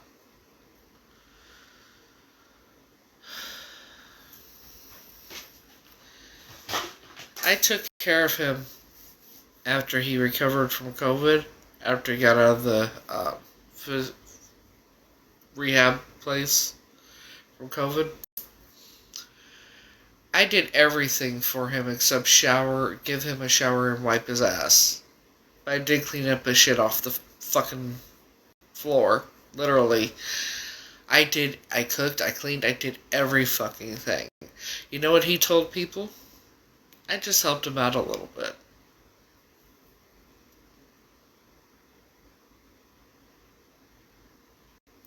He let this drug dealer and her son and his pregnant girlfriend stay with him instead of somebody he claimed to be like a daughter to him.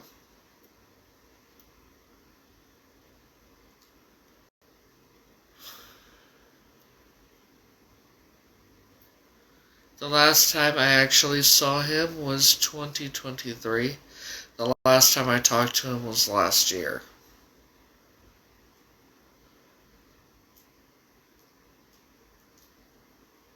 But they called police here in New York to come notify me. Because they wanted my number.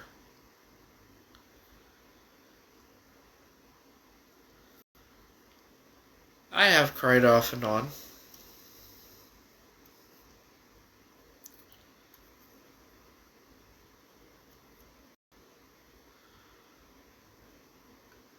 He did horrible things to Shade. He did bad things to Sue. Inappropriate with me at times.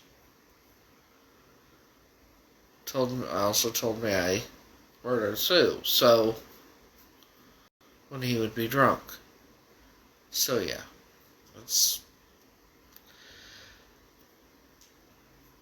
and the last time I spoke with him was when I recorded that conversation where he was gaslighting me and saying, "Don't you remember?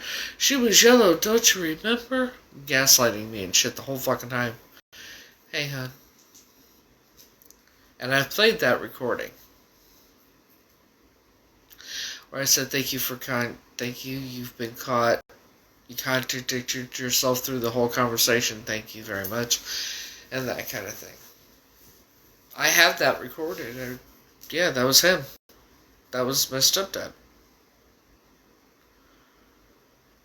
Always said he met me when I was a kid. Well, when did you meet me? What color was my hair? Yes, this is my main account. Welcome to my main account.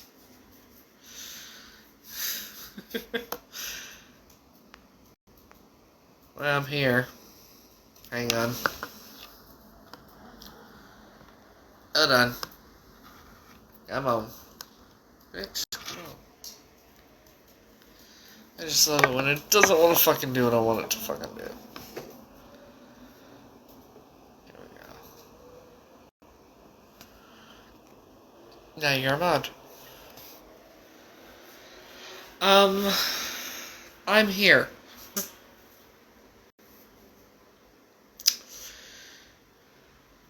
I'm here. My stepdad passed away. I have to go back to Colorado to handle all the shit. And, then take him to Iowa for after I get all, get him cremated, get all that shit taken care of, clean out his apartment and all that bullshit. Gotta take him to Iowa to have the duo's celebration of life for him and his older sister. I don't know how to feel about it. He was, like, people tell me, he was so nice, I was so nice, and in my mind, I'm like, no the fuck he wasn't. It was a fucking act.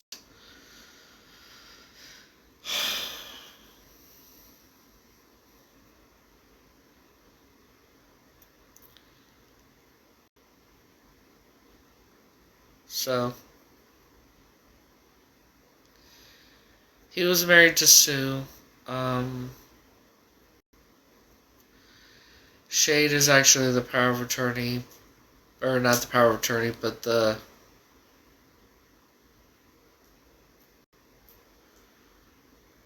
I know. Yes, I do. I do like... Yeah, he was such a great guy.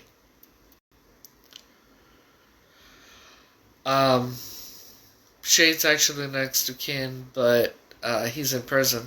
So he's going to sign something that they send, and then I'm going to be in charge of everything. I've had his blessing from his sister and his brother. They've both talked to the coroner, and they said yes, they want me to do it. So yeah.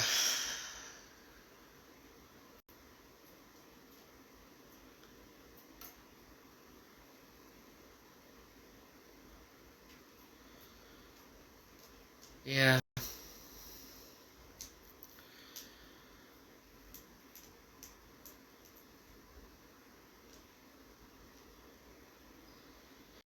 He pushed his limits with me at times, but didn't go too far.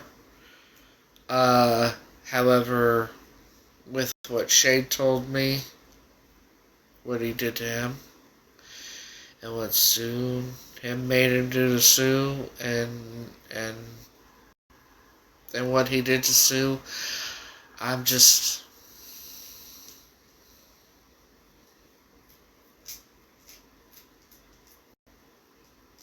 Sure, he was a good guy.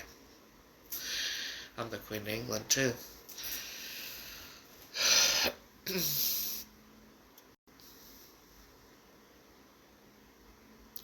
Just grin and bear it till it's all said and done, right? Not like after this I'll never have to see any of those... I'll never have to see any of his family after this. It'll be like the first and last time meeting them, I think. No, I think I actually met his sister once before. I know I met his sister Elaine. She's the one that passed away last month. Not sure about the rest of his family. I know I knew Alan, his nephew.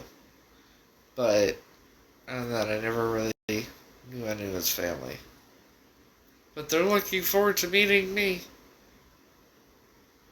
Why? You know.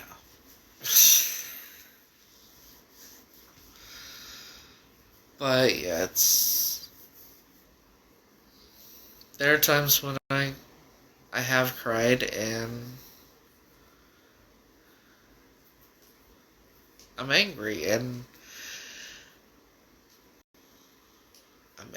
I'm frustrated, I'm like, what the fuck do I have to do this for? You know.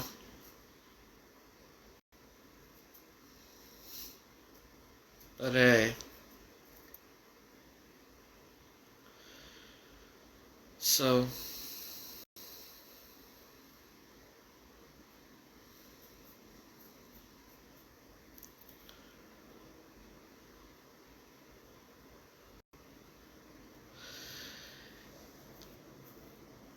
Well, obviously we don't know who my biological family is, but at least I don't have to go through and deal with any of them ever again. I hope I don't have to deal with anybody of that from that other family either ever again.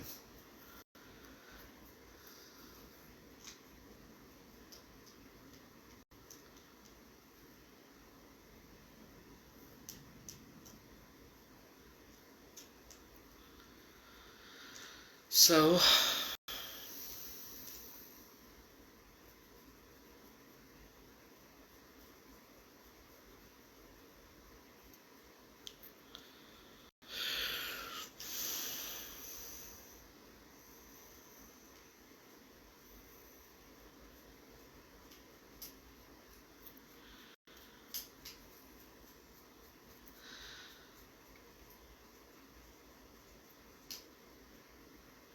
after this is said and done,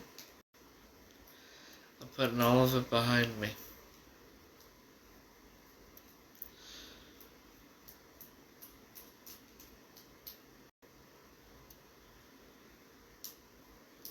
It was not a match. I'm not Catrice. But that isn't, that answers that question. But then they also told me they were going to put my DNA in the system in hopes that I would come, whoever I really am would come up. But then I reached out to the FBI person, that's over at the U.S. Embassy in London, and asked if we could get my DNA put in the system. I meant in the system in the U.S. I didn't specify though. He told me, unfortunately, that they didn't put my DNA in the system at all. That they didn't see the need to because it didn't match with any... I don't know, it was very weird. I'd have to read you the email. So, yeah. It's very interesting. It seems like they're trying real hard to get me not to know who I am. To say the least. So I deal with that, plus now this here, and then I know it doesn't,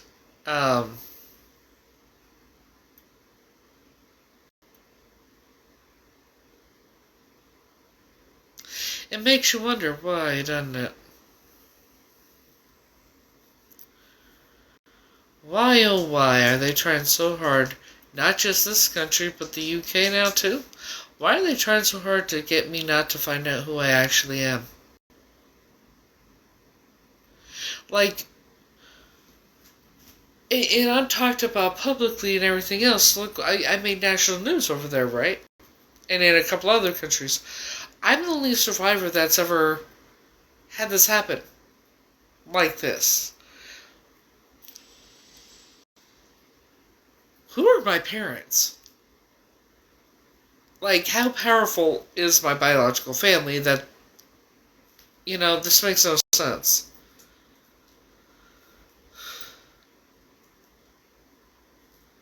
I know, right? So I will read you the email even.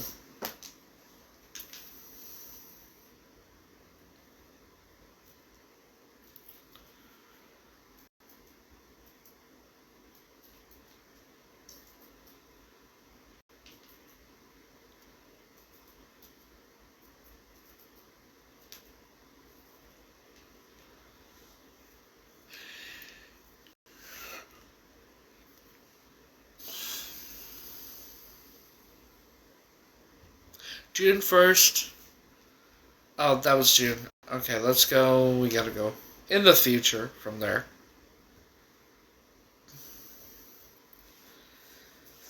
July 3rd. Hey, Mr. Goldstein. I received the DNA results yesterday, and it was not a match for Catrice Lee. I really want to find out who I am and where I came from, and I'm hoping that you can help me with that. Can my DNA be taken and put in the system? Please let me know. I really want to know who I am.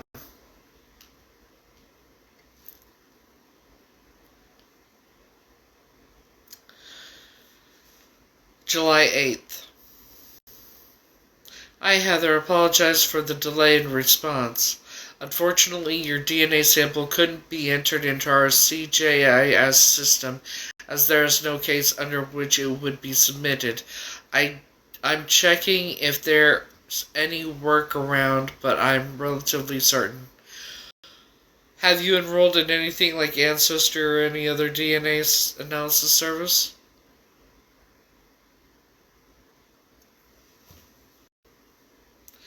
Tell me,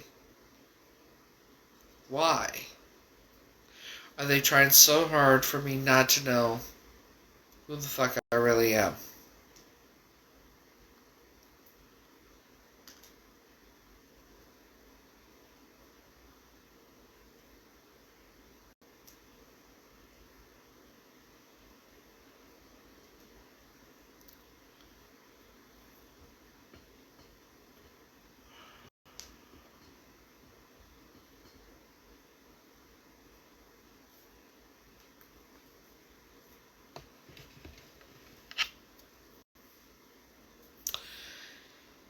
If I'm not Catrice, which is very interesting that she's missing still, and I have the same birthmark and eye condition in that.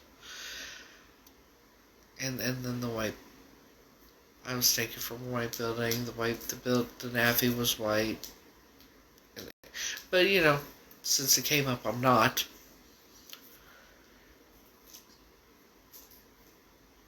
Who are my parents? How powerful are they?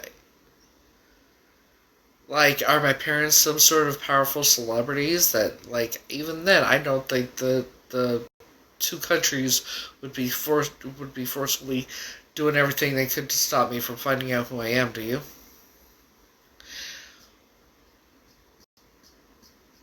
Who am I? Where the fuck do I come from?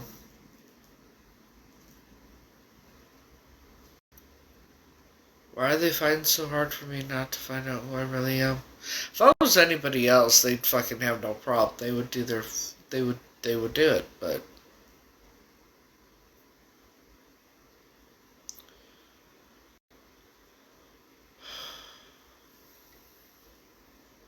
I'm me. The person that, no matter how hard she tries, will never be able to get help to find out who she really is and get stopped at every turn. Why?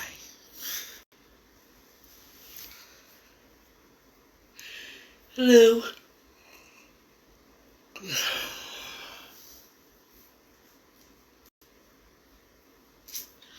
So you see, none of it makes fucking sense.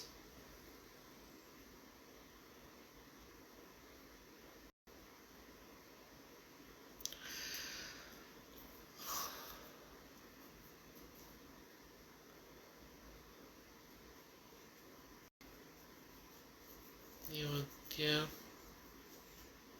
Well, thank you, darling. You would think that, little Miss Betty Page, that they would help me, right? Well, what can I say? Makes you wonder, how famous are my family, my real family? Or is it, how much power does the family that kidnapped me actually have? Or is it both?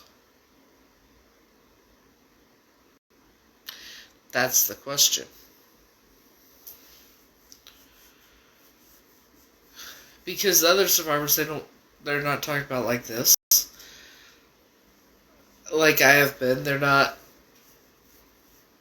you know what I mean? Publicly and that kind of thing, talking about publicly and that kind of thing. And then countries trying to stop them from finding out who they actually are. So, who the fuck am I? Where the fuck do I come from? And why are two countries now fighting so hard not to help me? Not to don't want me to know who I am? Come on now. Why?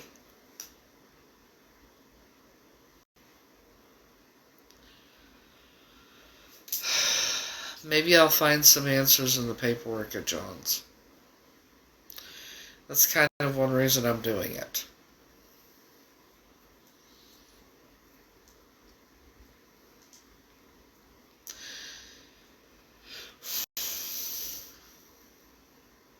I know it's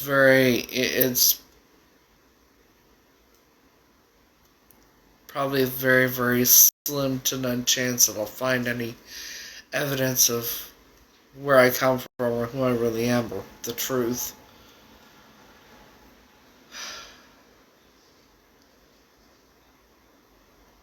But there's still a chance. Right?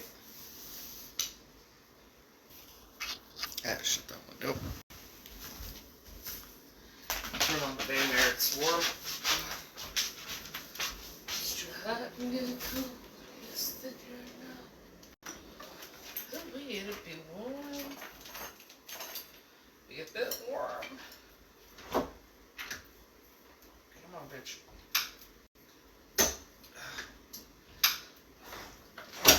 There we go.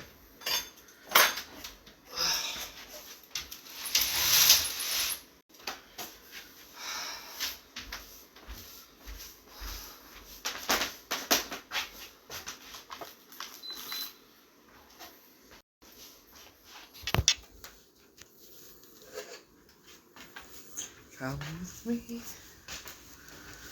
I hope so.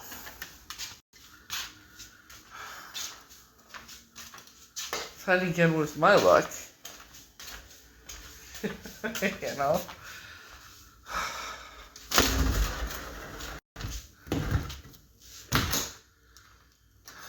I hope some good comes out of this.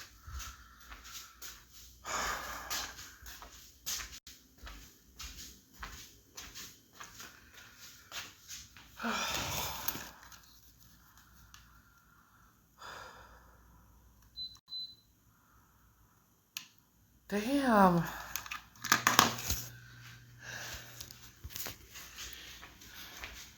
You know you can get an air conditioner, right? For a really good price.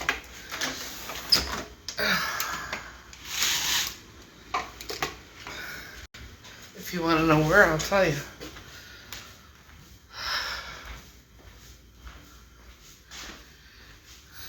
Like, I look on Temu for every fucking thing, right? There are air conditioners you put in the window that on Temu for like $200. They have very powerful fans there too on there, so. Thank you, darling. Sorry, I meant to say thank you. It's just, God damn it. I'm just very sidetracked and distracted, kind of.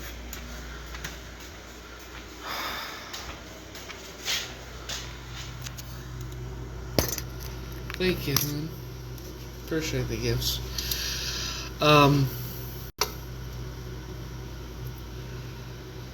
Half the time I can't even think straight anymore.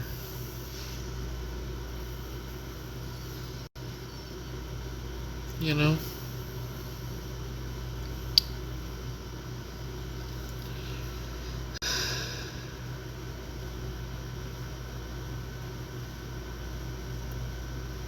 Yeah, you need one of those air conditioners, hon. Thanks. There's only one thing I really need right now, and I don't think it's gonna happen. Because, you know, it involves someone coming to see me and that kind of thing.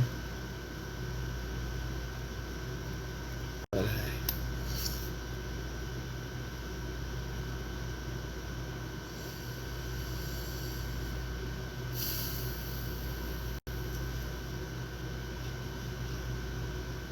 I hope he does too, but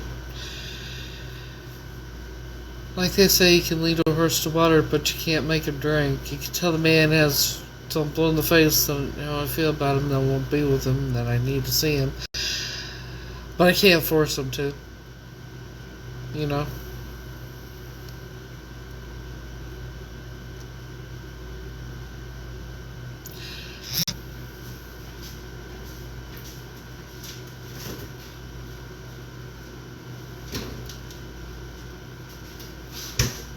Take a pound of ground chicken.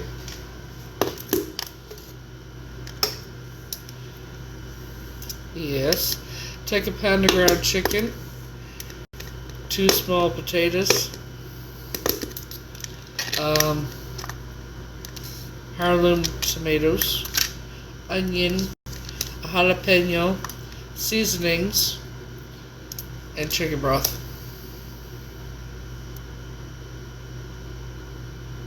It's really good.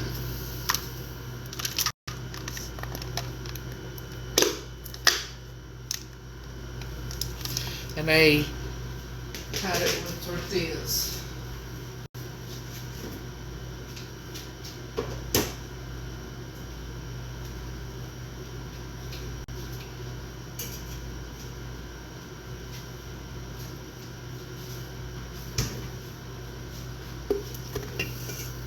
It's just a concoction I made for dinner.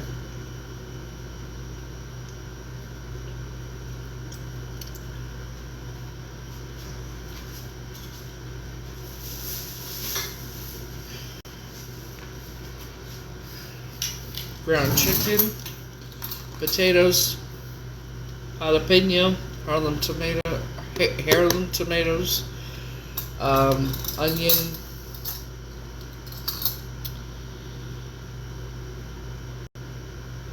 and seasonings and chicken broth.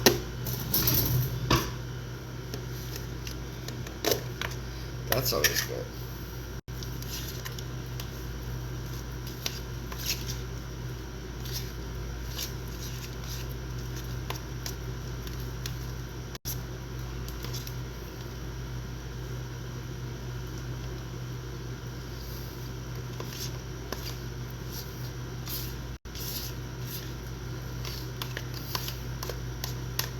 And no, this is just not, it's not only Cool Whip.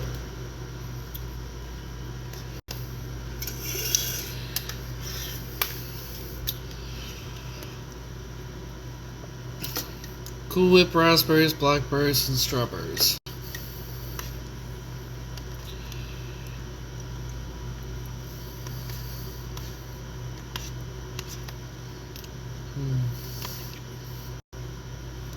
It's so good.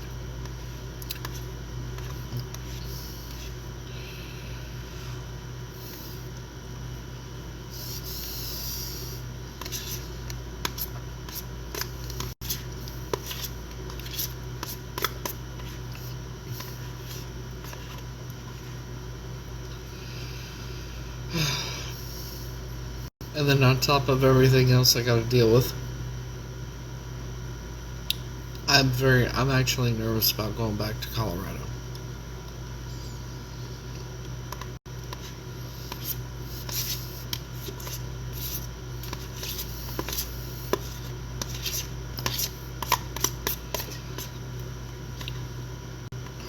Because if my ex is in Colorado,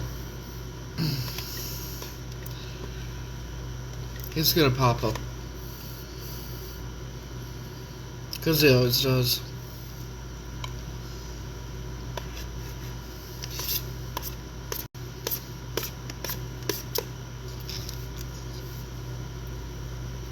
When I say he always pops up,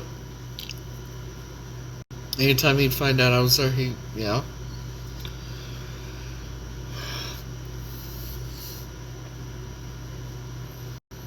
Along with a loaded 9mm pew pew.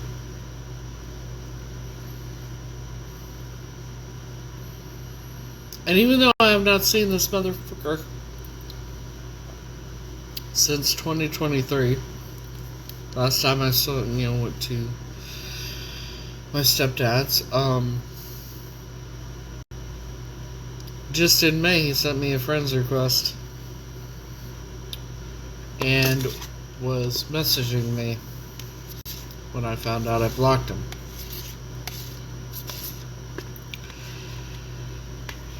So now, I hope to God he's not.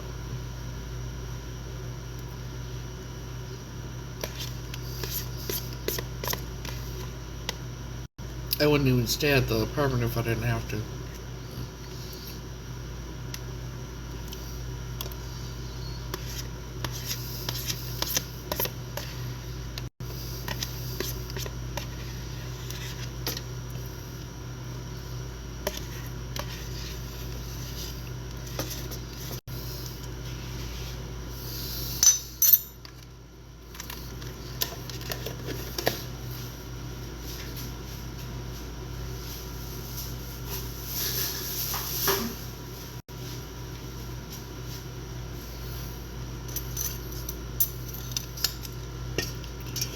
So,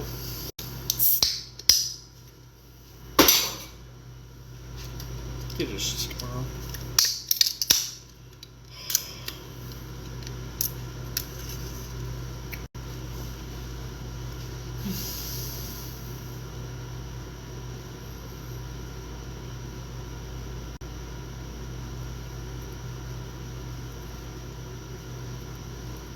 Love you too, hon. Get some rest.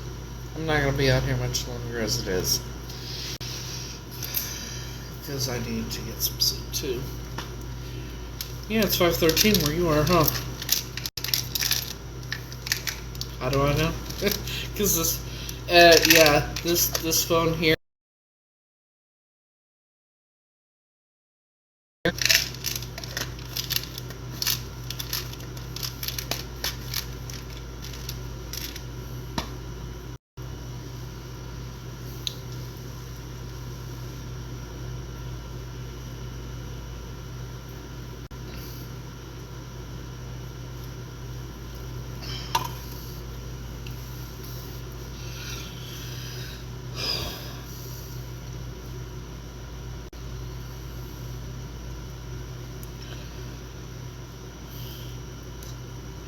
Yes, it's watermelon mint sparkling water. Told you I was trying healthier.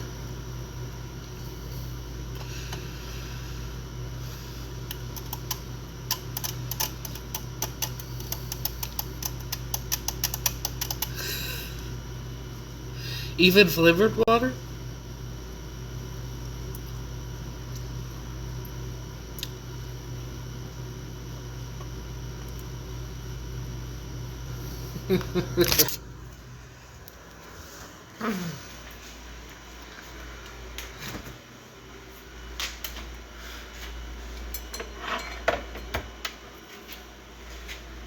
I have Gus,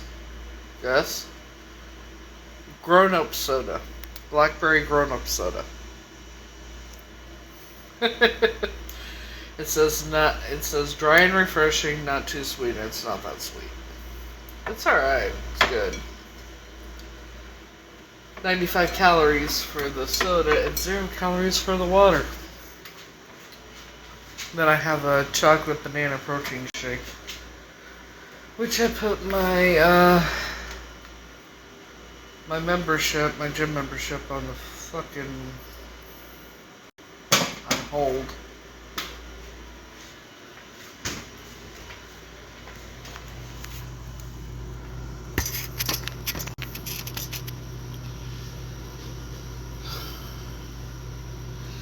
I put my gym membership on hold till I get back.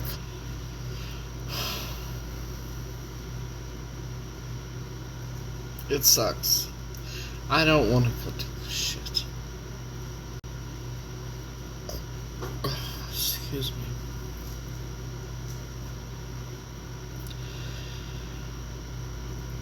I don't want to go do this shit because I know it's not just me cleaning out his house, his apartment. I know how he lived, and it's not going to be an easy task.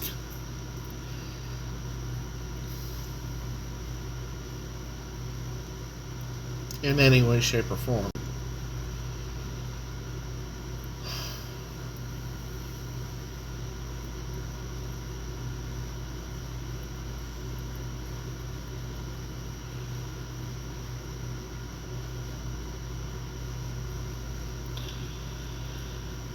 Anywho, I think I'm going to end this because I am going to... I've already said I would, that's the thing. So I told his family and everything. The coroner is all of it. It's too late. I'll be fine. No, last time I checked, I'm not.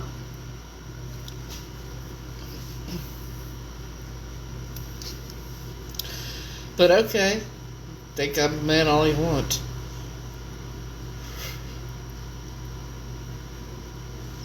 Yeah, I'm a man that gave birth to two daughters. Back in 2002 and 2003, yeah, I'm such a man.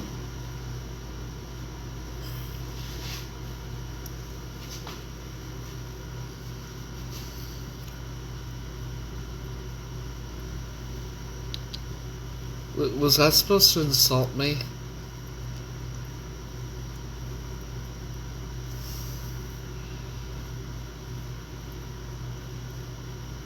What a pathetic attempt at insulting someone.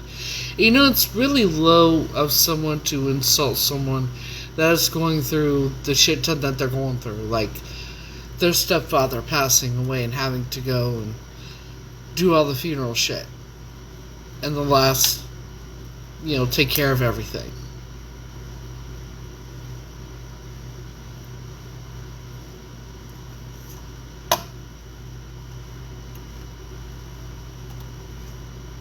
God damn. So come on, Tam. Cat got your tongue?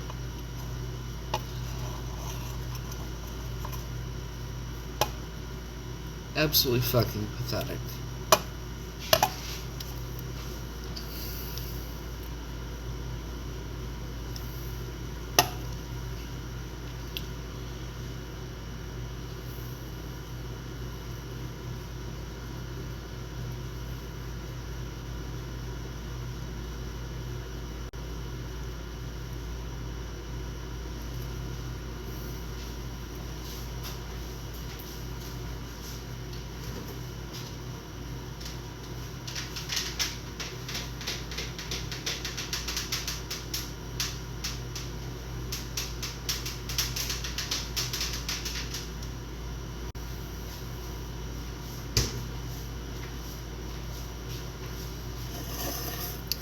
Somebody tell me what this is.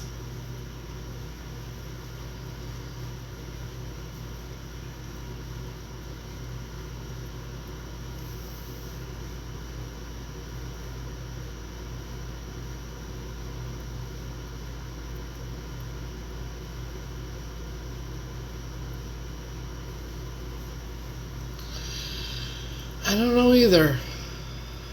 It was given to me by the company that does my weekly grocery,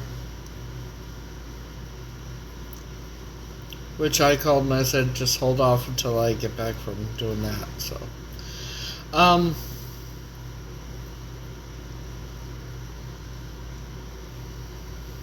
I've never seen anything like this before. Hang on, we're gonna get the headphones.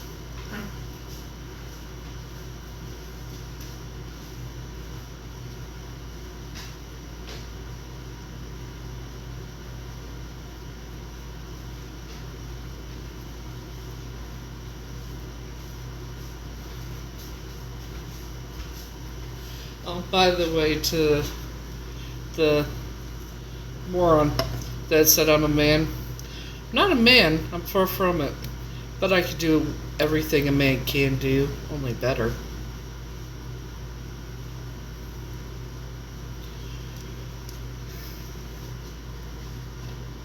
How many men can carry a couch by themselves out of a truck into a house? Through the back and then put it in the front. How many men can do that on their own? I'll wait. But this woman can. And did.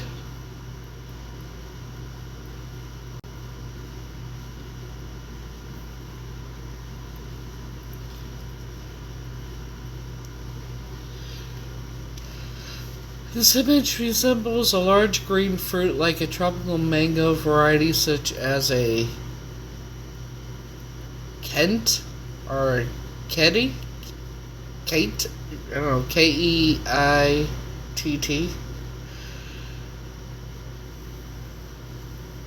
Shares characteristics with large green skinned avocados.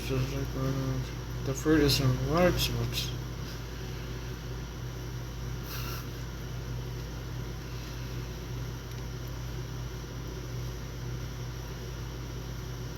It's not an avocado, so is the fruit Kent Is it sweet, or how does it taste? It says...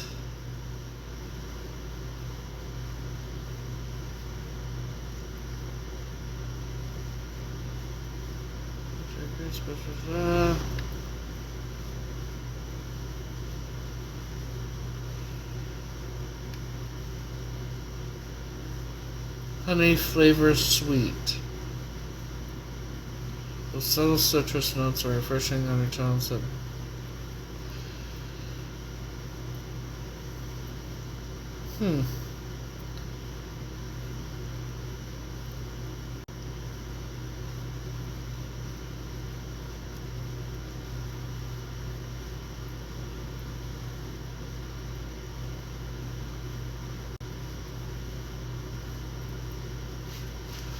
Okay, we're gonna try it.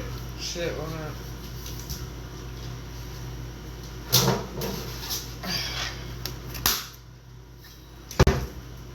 Try part of it, see how it is.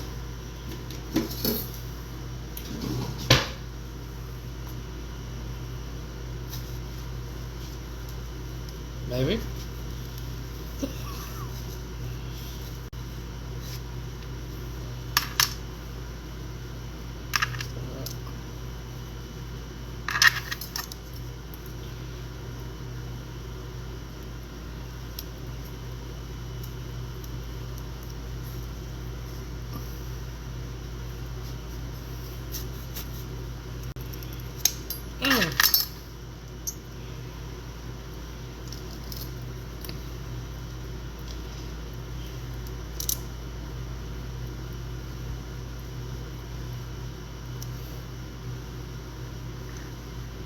Looks like that.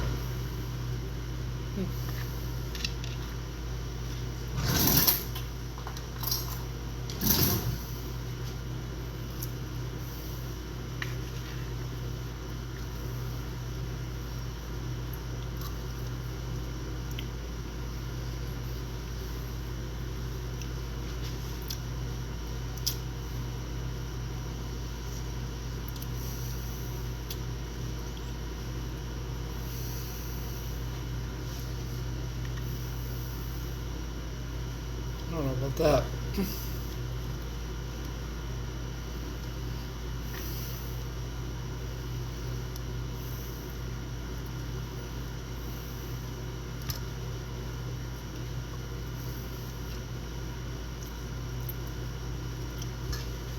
No.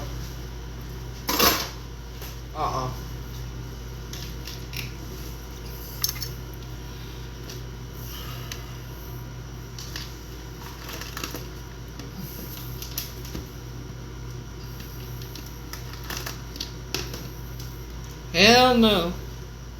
To the no.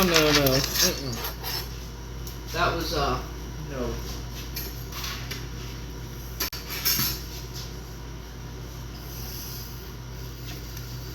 That's gross.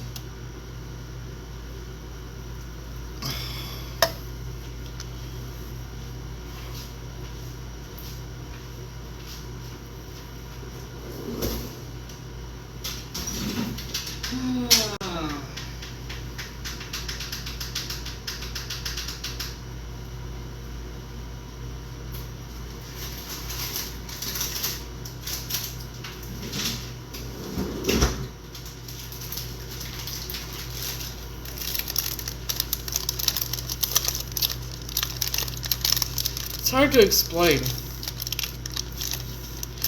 Not real bitter, but didn't taste like honey, I'll tell you that much. It's a large green mango, evidently. It's just not my thing. It was a little bitter, but I don't know, it's just not it, no. Not as bad as the dragon fruit. But still.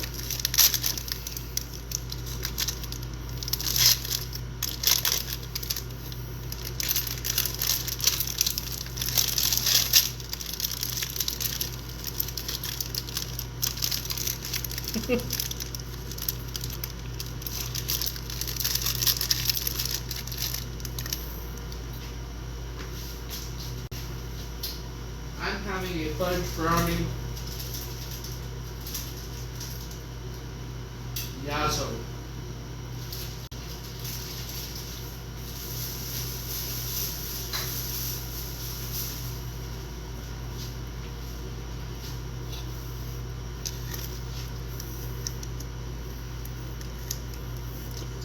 Possibly.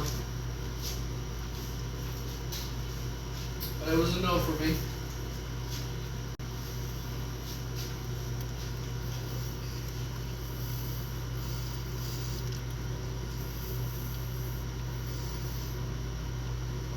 It did smell a little like plastic, I'll tell you what.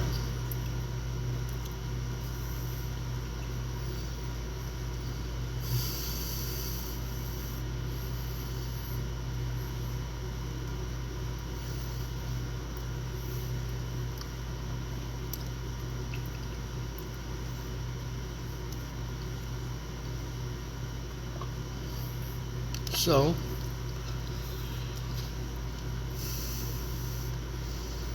what's everybody got planned for this weekend?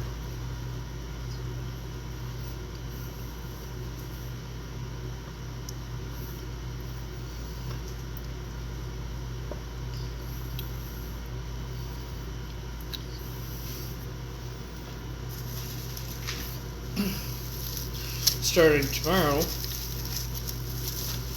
I use this stuff.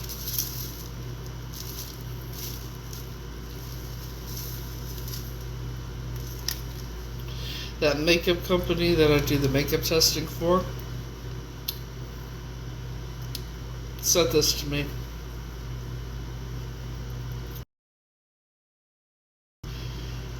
I gotta do this curl styler cream stuff. Tools. So evidently I'm supposed to wash my hair every other day now.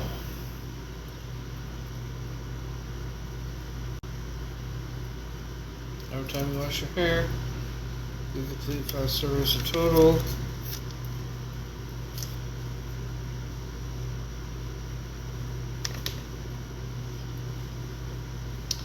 Leave product in your hair for 8 hours throughout the day.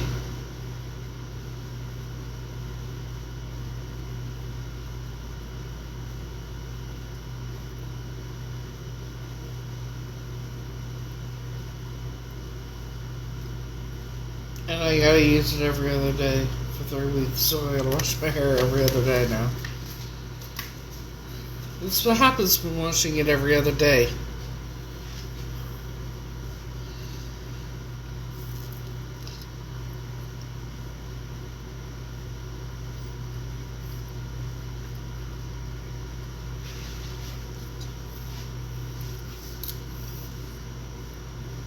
Question. Do I look like I have white girl hair?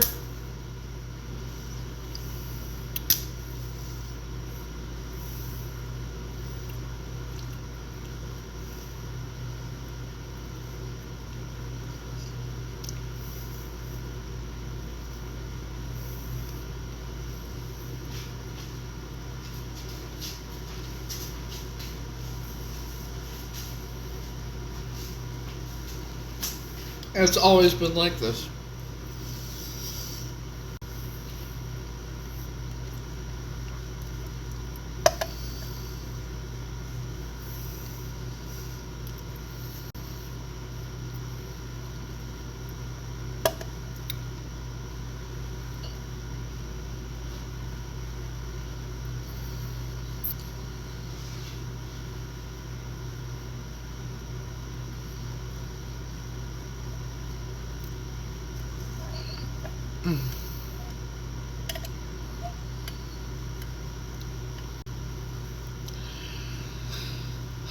I'm still trying to figure out what shampoos and conditioners I'm supposed to use and what hair products I'm supposed to use and everything, because nothing ever fucking works the way it wanted to. There's times where a shampoo and conditioner will work great for a while, and then I gotta change it up because it ends up looking like this when I.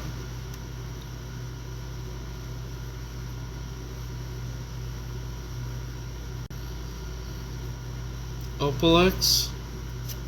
Where would I find that?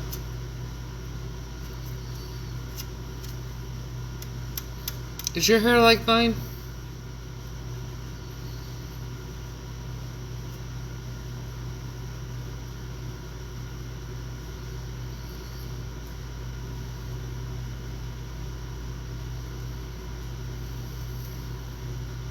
I mean, it looks dry, but it's not dry. That's the thing. It drives me crazy.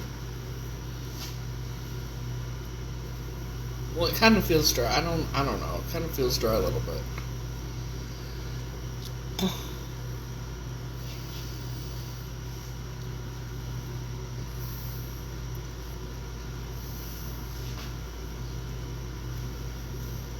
You too?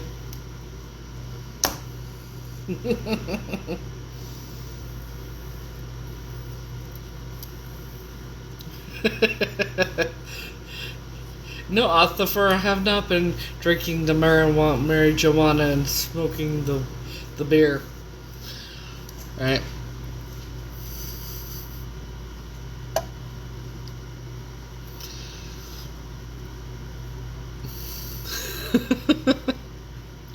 Where do you get it from? Like, where do you order it from? Because I need to figure something out.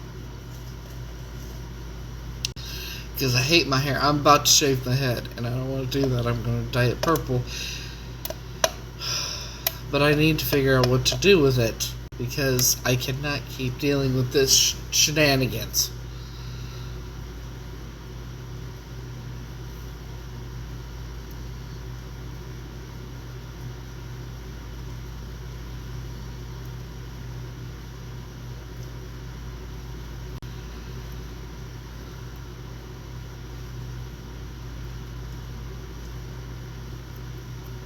Oh, good.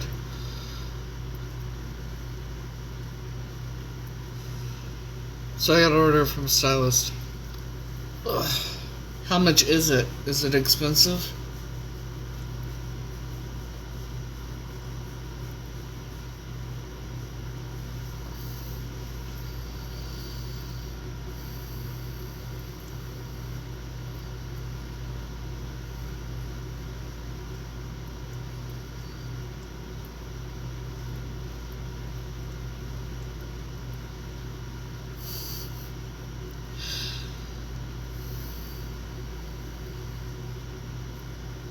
It's for curly hair. See, what's weird about my hair, I find weird. It's just the top part that's like that. Like here, the fucking top shit.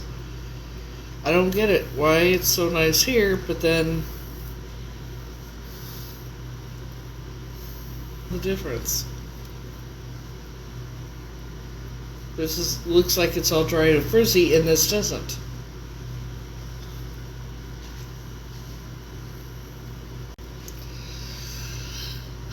I don't know what it is.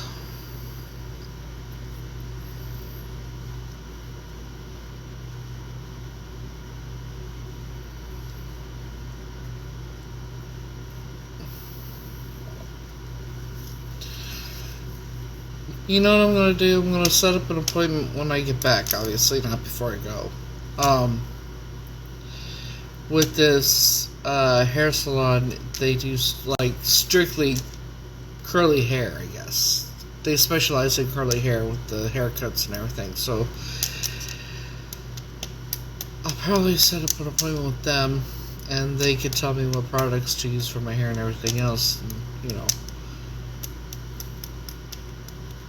Getting my hair cut by somebody that specializes in cutting curly hair like mine, it's probably what I do need, you know. Why is it people like hair like mine, it always costs more, we gotta get the expensive shampoo conditioner, we gotta get the expensive hair products, that kind of thing. Otherwise, I mean, everybody else, they can use the cheap shit, we can't do that. It looks like this.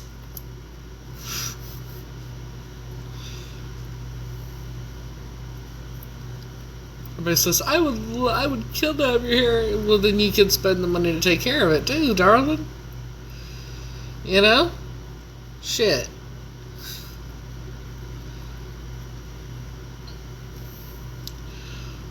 But I'm a little irritated about have curly haired wigs, like really curly, like mine when it looks good. It's so easy for them. They just put it on the, they don't have to deal with taking care of it like this. I need to. I haven't spent a whole lot of money on my hair, and if I'm going to do this modeling thing, and then I'm going to have to get the really good products, I'm going to have to spend money to do it, aren't I? Well, shit. Well, it's that time.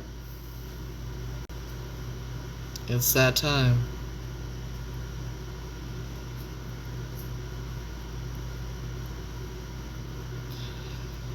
Time to start spending more money on my hair and stuff.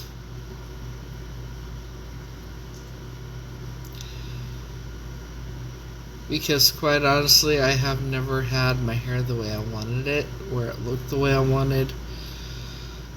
There's been a couple times, but other than when I straighten it, there's only been a couple times. I want it to look good, and I want to like it, but first I haven't, and I think it's because I don't spend much money on hair care products like I should, like I need to for my type of hair. And I don't even know what all I'm supposed to be using in my hair. Like, what type of stuff other than shampoo conditioner am I supposed to be using for my hair?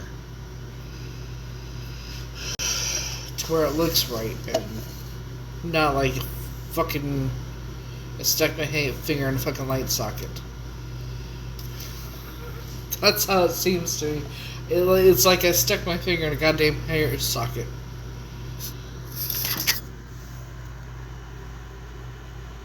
I appreciate it. Yep. But yeah, well, I mean, I did. It does. I look like I stuck my finger in a goddamn hair socket. In an electrical socket, what the fuck? You know? Oh, shit.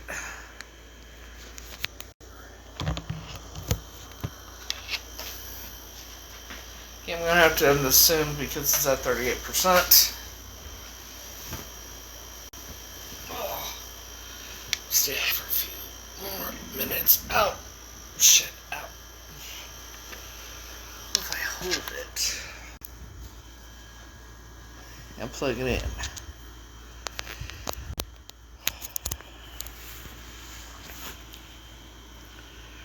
I mean, does it look better during the winter when it's not so humid?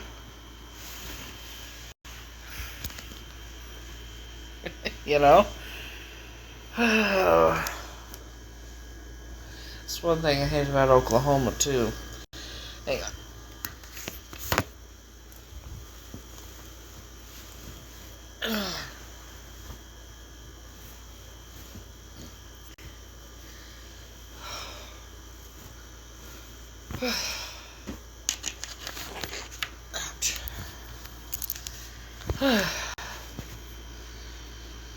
I'm hanging in there.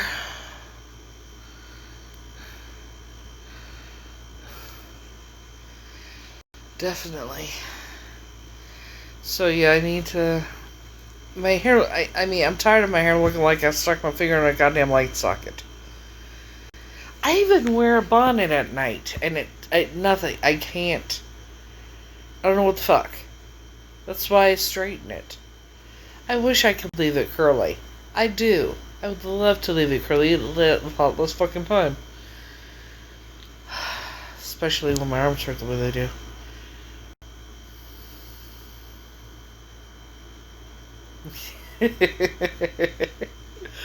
Yeah.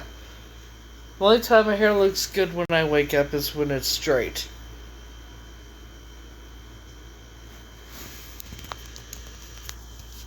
What do you think that is?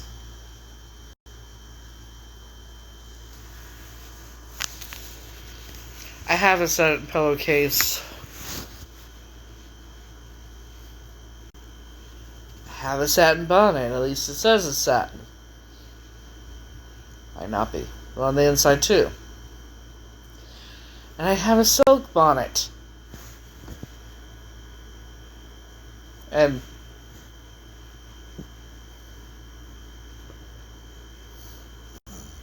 you know, only the problem is I can't seem to keep the bonnet on at night for some reason. I don't know what it is. It comes off.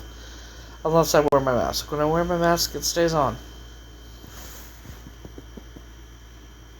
Yours too, it's not just me. And I like wearing the one that ties because it stays on my head. However, it hurts my head. So it's like, I'm damned if I do, damned if I don't. So, I try to remember to put my mask on at night, which I need to fill the machine. And I wear this, and it just doesn't matter. Still, I put my finger in a light socket. Unless I straighten it. But I'm not going to be able to straighten it for, 3, at least, while I'm doing this testing thing, so hopefully that curl cream makes it look better. You know. Hopefully it is a good product.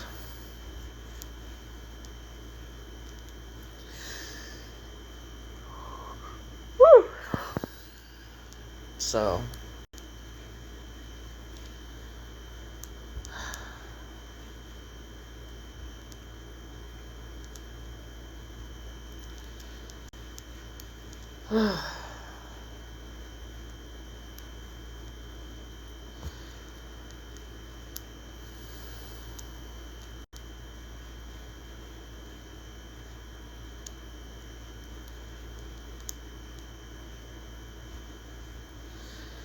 I'm thinking this might be my last term for school too, because I don't think I'm going to,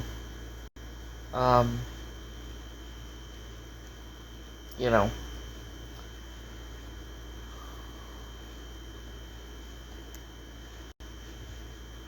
yes, I'm in New York, I'm at home now.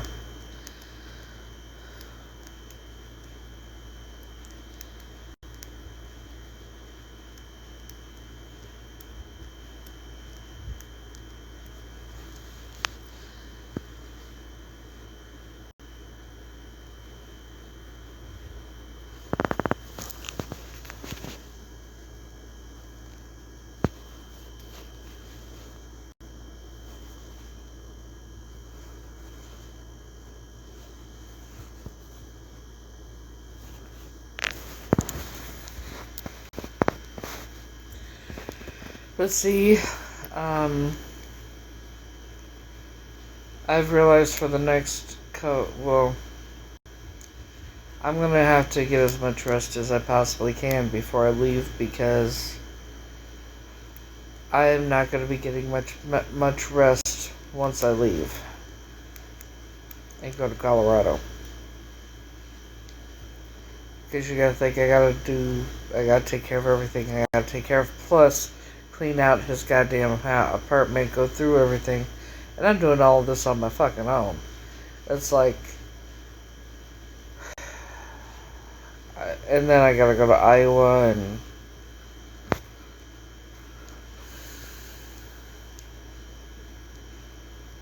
it was my stepdad. I hadn't talked to him in almost a year. Truth is, I don't know how to feel. I'm not real upset about it. I am at times, but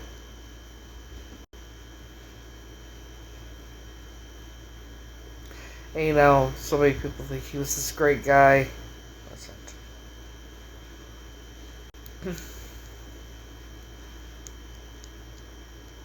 He was one of those narcissistic abusers.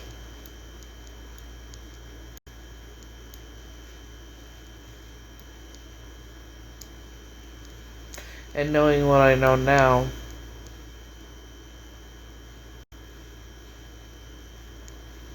as far as I know, he could have been one that It's up to my daughter, but I'm not positive.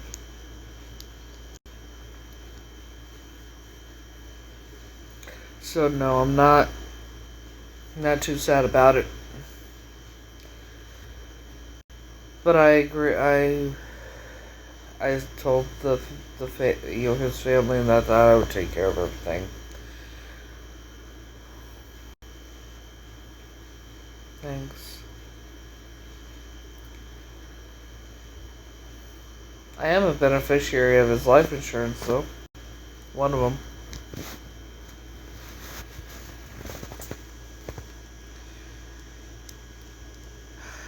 His son is the next of kin, and he's in prison, so he's going to be signing something to where...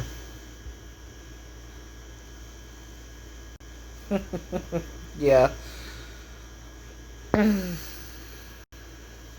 He's got to be signing something to where I take over everything.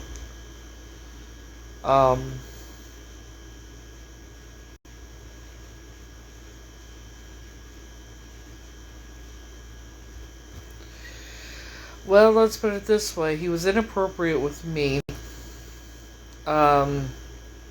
What Shade told me that he did to him, what I know he did to Sue, and I know that my daughter, from what I've been told, had been messed with when she was still with me, and I don't know who did it. There's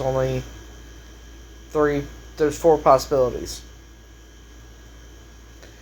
Him, Shade, Brad, or my ex-husband Johnny.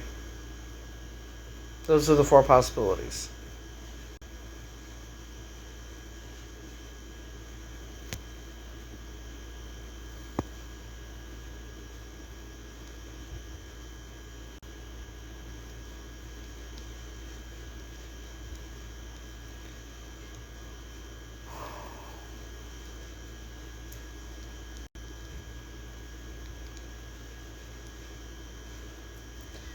So no, I'm not. I'm not real upset that he's gone.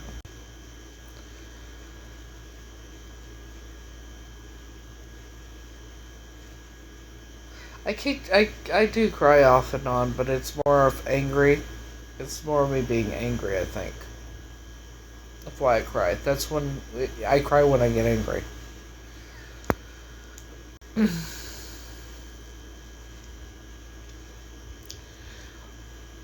This will be the last time I have to clean up after him.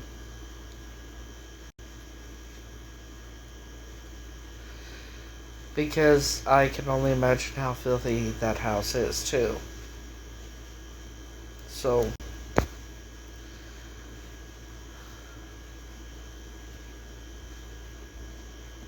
I don't know how long it's going to take me. But at least she's letting me stay there while I clean the apartment out and everything.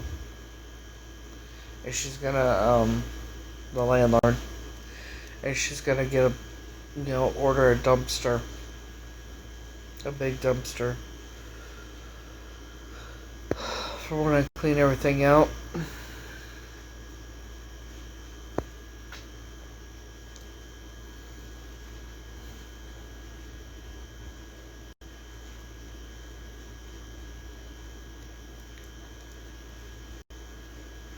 Do pawn shops take electric bikes that don't work?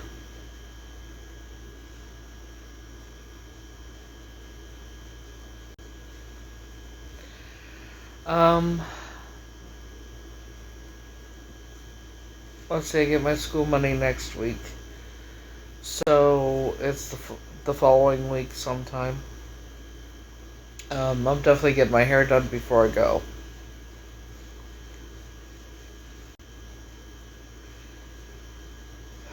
But I gotta get a plane ticket to Denver, and then one from Denver to Iowa, and then to Des Moines, and then one from Des Moines to back to here.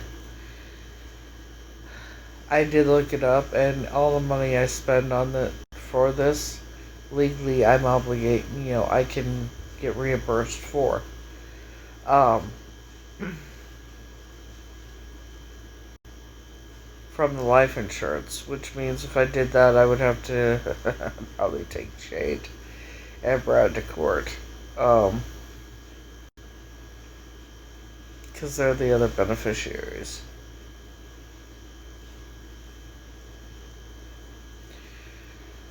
But I'm the one who's going, like, I don't know how much is in his account, but I'm hoping, he had 5 weeks of vacation, paid his rent, paid his bills. I'll be happy if there's enough for the fucking cremation and the fucking obituary, you know?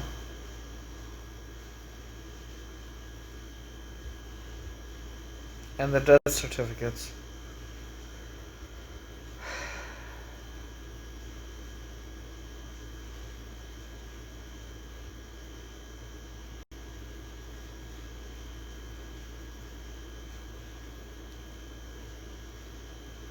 And then whatever's left over from that,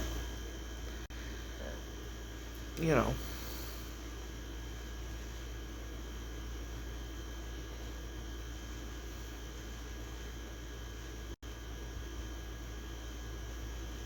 And my question is now, am I supposed to be the one putting money on Shade's books every week or every month? Since, like, his dad did it, I'm like, is that my responsibility now?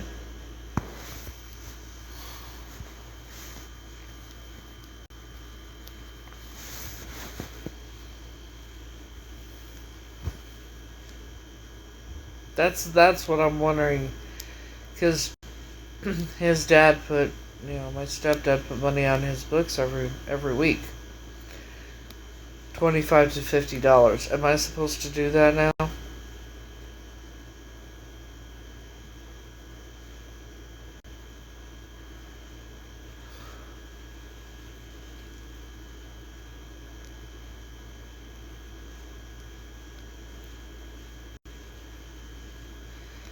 How do I get a trust set up for him with his part of the life insurance, so that way the money from the life insurance, a little bit, could go to his books every week or every month? Because him with money, it's not good. Yeah, I can tell you exactly what'll happen if he has access to that money. When he gets out, it will be gone before you can say Bob's your uncle. I already know.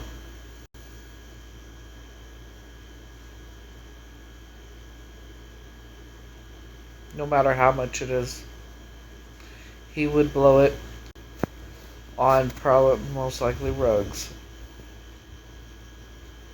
He would blow it on stupid shit. Rugs, cigarettes, alcohol,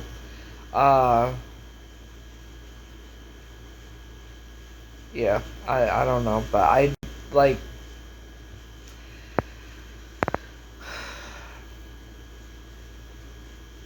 just like him wanting me to be his sponsor or whatever to get him out of jail or get him out of prison. That ain't happening. I did tell him I would do it, but after thinking a lot about it, I don't need that shit in my life. I don't need someone who I've given so many chances to, that I've tried helping so many times. I don't need to deal with it.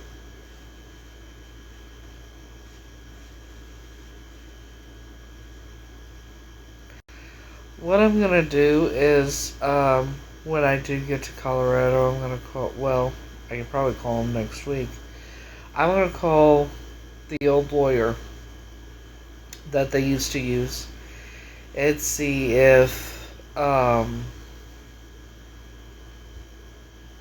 what can be done about it or whatnot. I mean, like,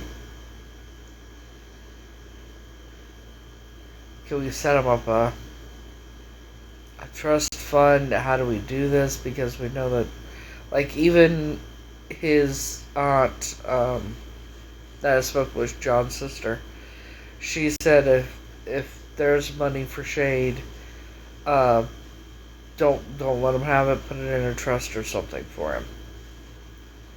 Like, I don't know how, when it comes to life insurance, if there's multiple beneficiaries, like this one, are they going to send me a check and then send him a check wherever he is? Like, what do I do? Or will they give me the whole amount to divide up? How do I do this?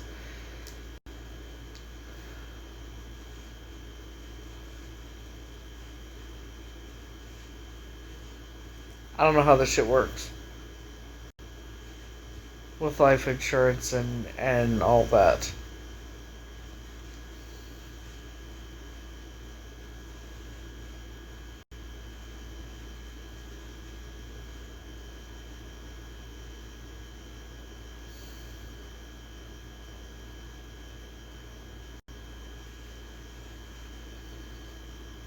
And it was through his work.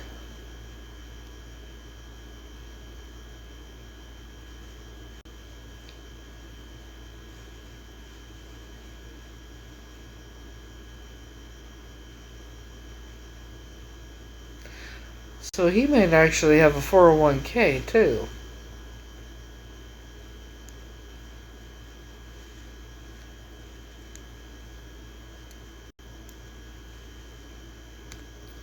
So if it's through the work, is it going to come in one check and it gets divided, or is it going to be separate checks? That's what I'm trying to figure out.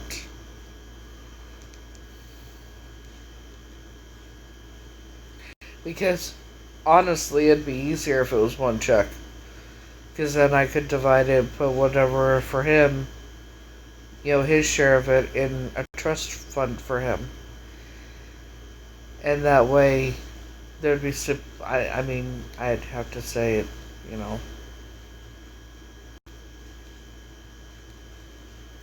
Well, hopefully he set it up to where it would be in one and not three or whatever, because if it, especially the way Shade was, I'm hoping to God he put it where,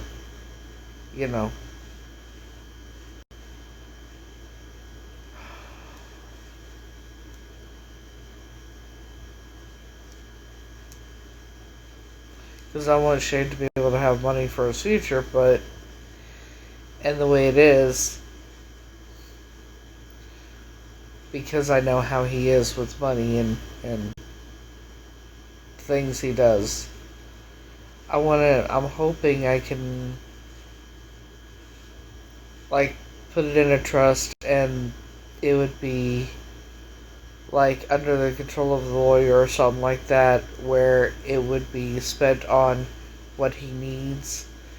It would be spent on an apartment for him, and the bills would be paid and everything else. That way he wouldn't be homeless.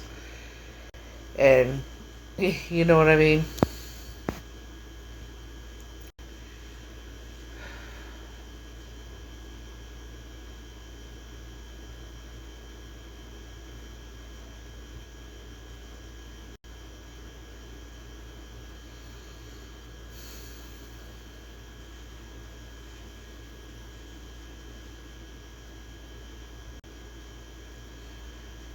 This was not on my 2026 bingo card, I'll tell you what.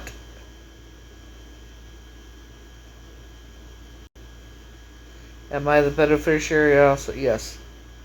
I'm one of the beneficiaries.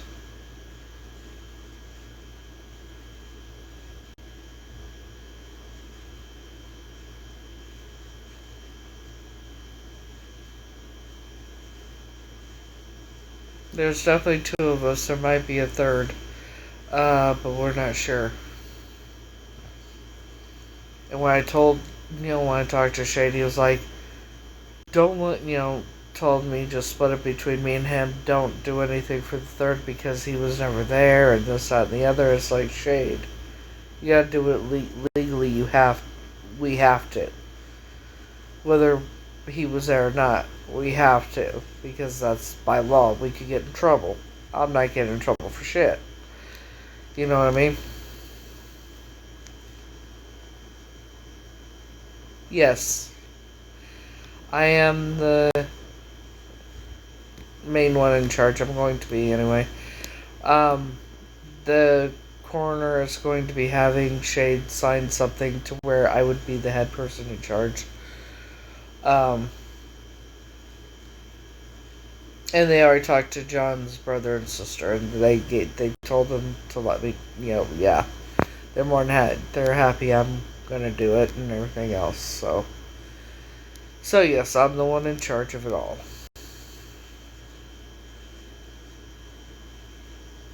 I gotta have him cremated. I gotta do the obituary. I gotta fucking clean out his house. I gotta take care of all his shit.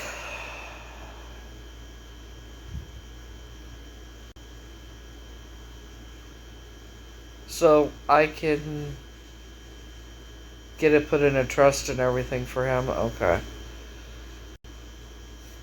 Because with Shade,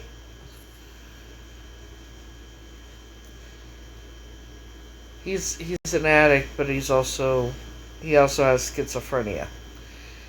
So him having money is not, and he's only had 2 jobs in his entire fucking life, and one was lasted a day, the other one lasted a week or 2. I don't even think it lasted 2 weeks. He got fired for being on his phone for too long. Fired for being on his phone. The other one, he never went back. And that's the only time. But he's been using rugs since he was about 12 or 14 years old. I've tried helping him so many times, it's not even funny. He's stolen from me. He stole from John. He was violent with Sue. He was violent with John. He caused so much damage to John's house, John's apartment, that he had to pay to get fixed. Broke the faucet, flooded the apartment, fucking busted open the door, just stood over him one time, and John woke up and Shade was standing over him holding a hammer. He was hitting the head of the hammer in his other hand, and he said something. John told me this. He said something along the lines of, I could take you out right now and nobody would ever know and I would get away with it. John very quietly, very carefully got up, grabbed his jacket and walked around Shade and walked out the fucking door. So yeah, Shade is... He also threw him down the stairs one time. He stole his electronics from him and would go and pawn them or trade them for rugs or whatever. It's just... He would play me and John against each other. One time, I'll never forget it, I was living with my ex-husband and his mom before we got married, and Shade was telling me that he wanted to go to rehab and John didn't want him to, and this, that, and the other. And so I said, yeah, you can come here. We were gonna take him to detox the next day or whatever. No, truth was, he came to me because John and the church was actually going to pay for Shade to go to rehab if Shade fucked it off by lying to me and coming, His parole hearing is this month. Mandatory release date is next year. But he wants me to be his sponsor. And he wants me to lie to the police, saying that he will be staying with me, but that he will be going to, but in all reality, he would be going to the homeless center. I could get charges for that. I'm not doing that shit. Number one. Number two, I don't believe him. I'm sorry for the last time. What I said last time, this and the other. I don't even remember what the fuck went down, how it happened, whatever. He doesn't seem to remember either, but um, it's always he's sorry, and he'll do whatever he's told to do, and he'll go to rehab, and you know,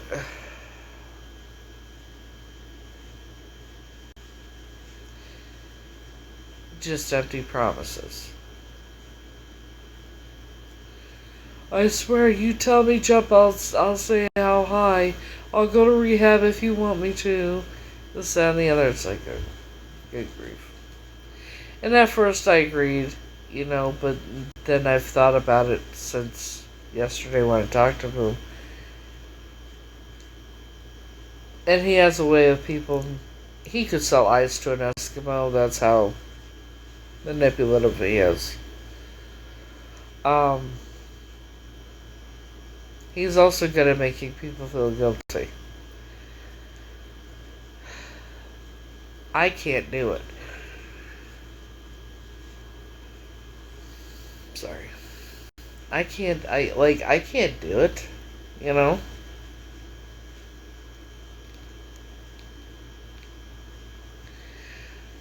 I have, I should be focusing on my future and everything else and working on a career for myself that I want and that kind of thing. I'm not going to be able to do that with him around. With him, I'm going to be too worried about where is he. Is he using drugs? Is he doing this? That I can't. I cannot keep catering to him. I cannot keep.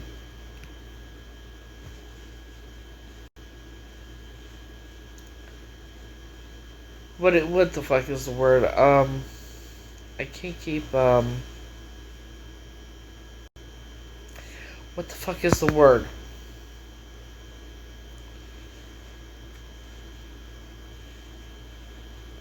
Looking for a specific word here. Catering. Enabling, yes. I can't. Thank you. I can't keep enabling him. And John has enabled him for all this time. Shade's 35 years old. Has nothing fucking going for him.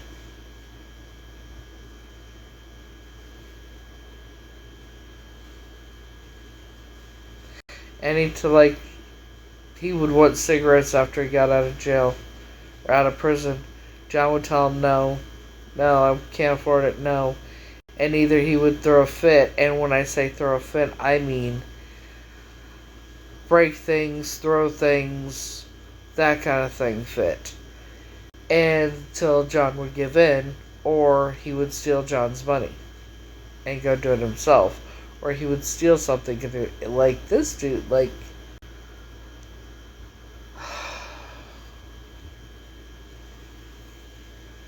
I can't.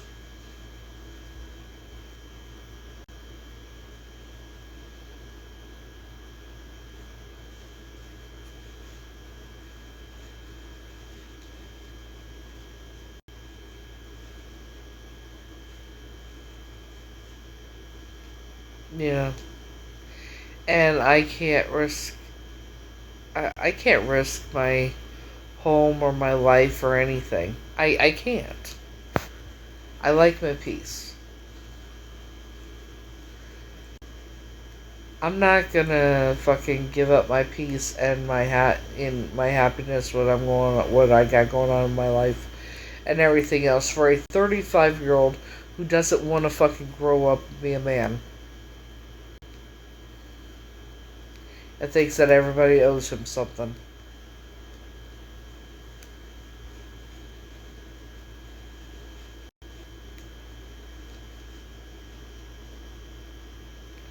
I'm not doing it.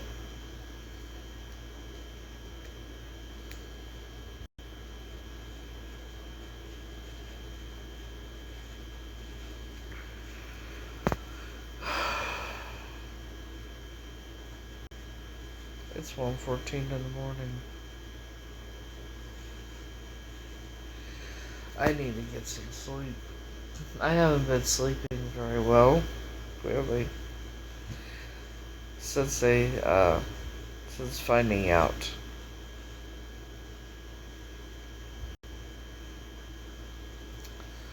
So I need to get some sleep. At least try to.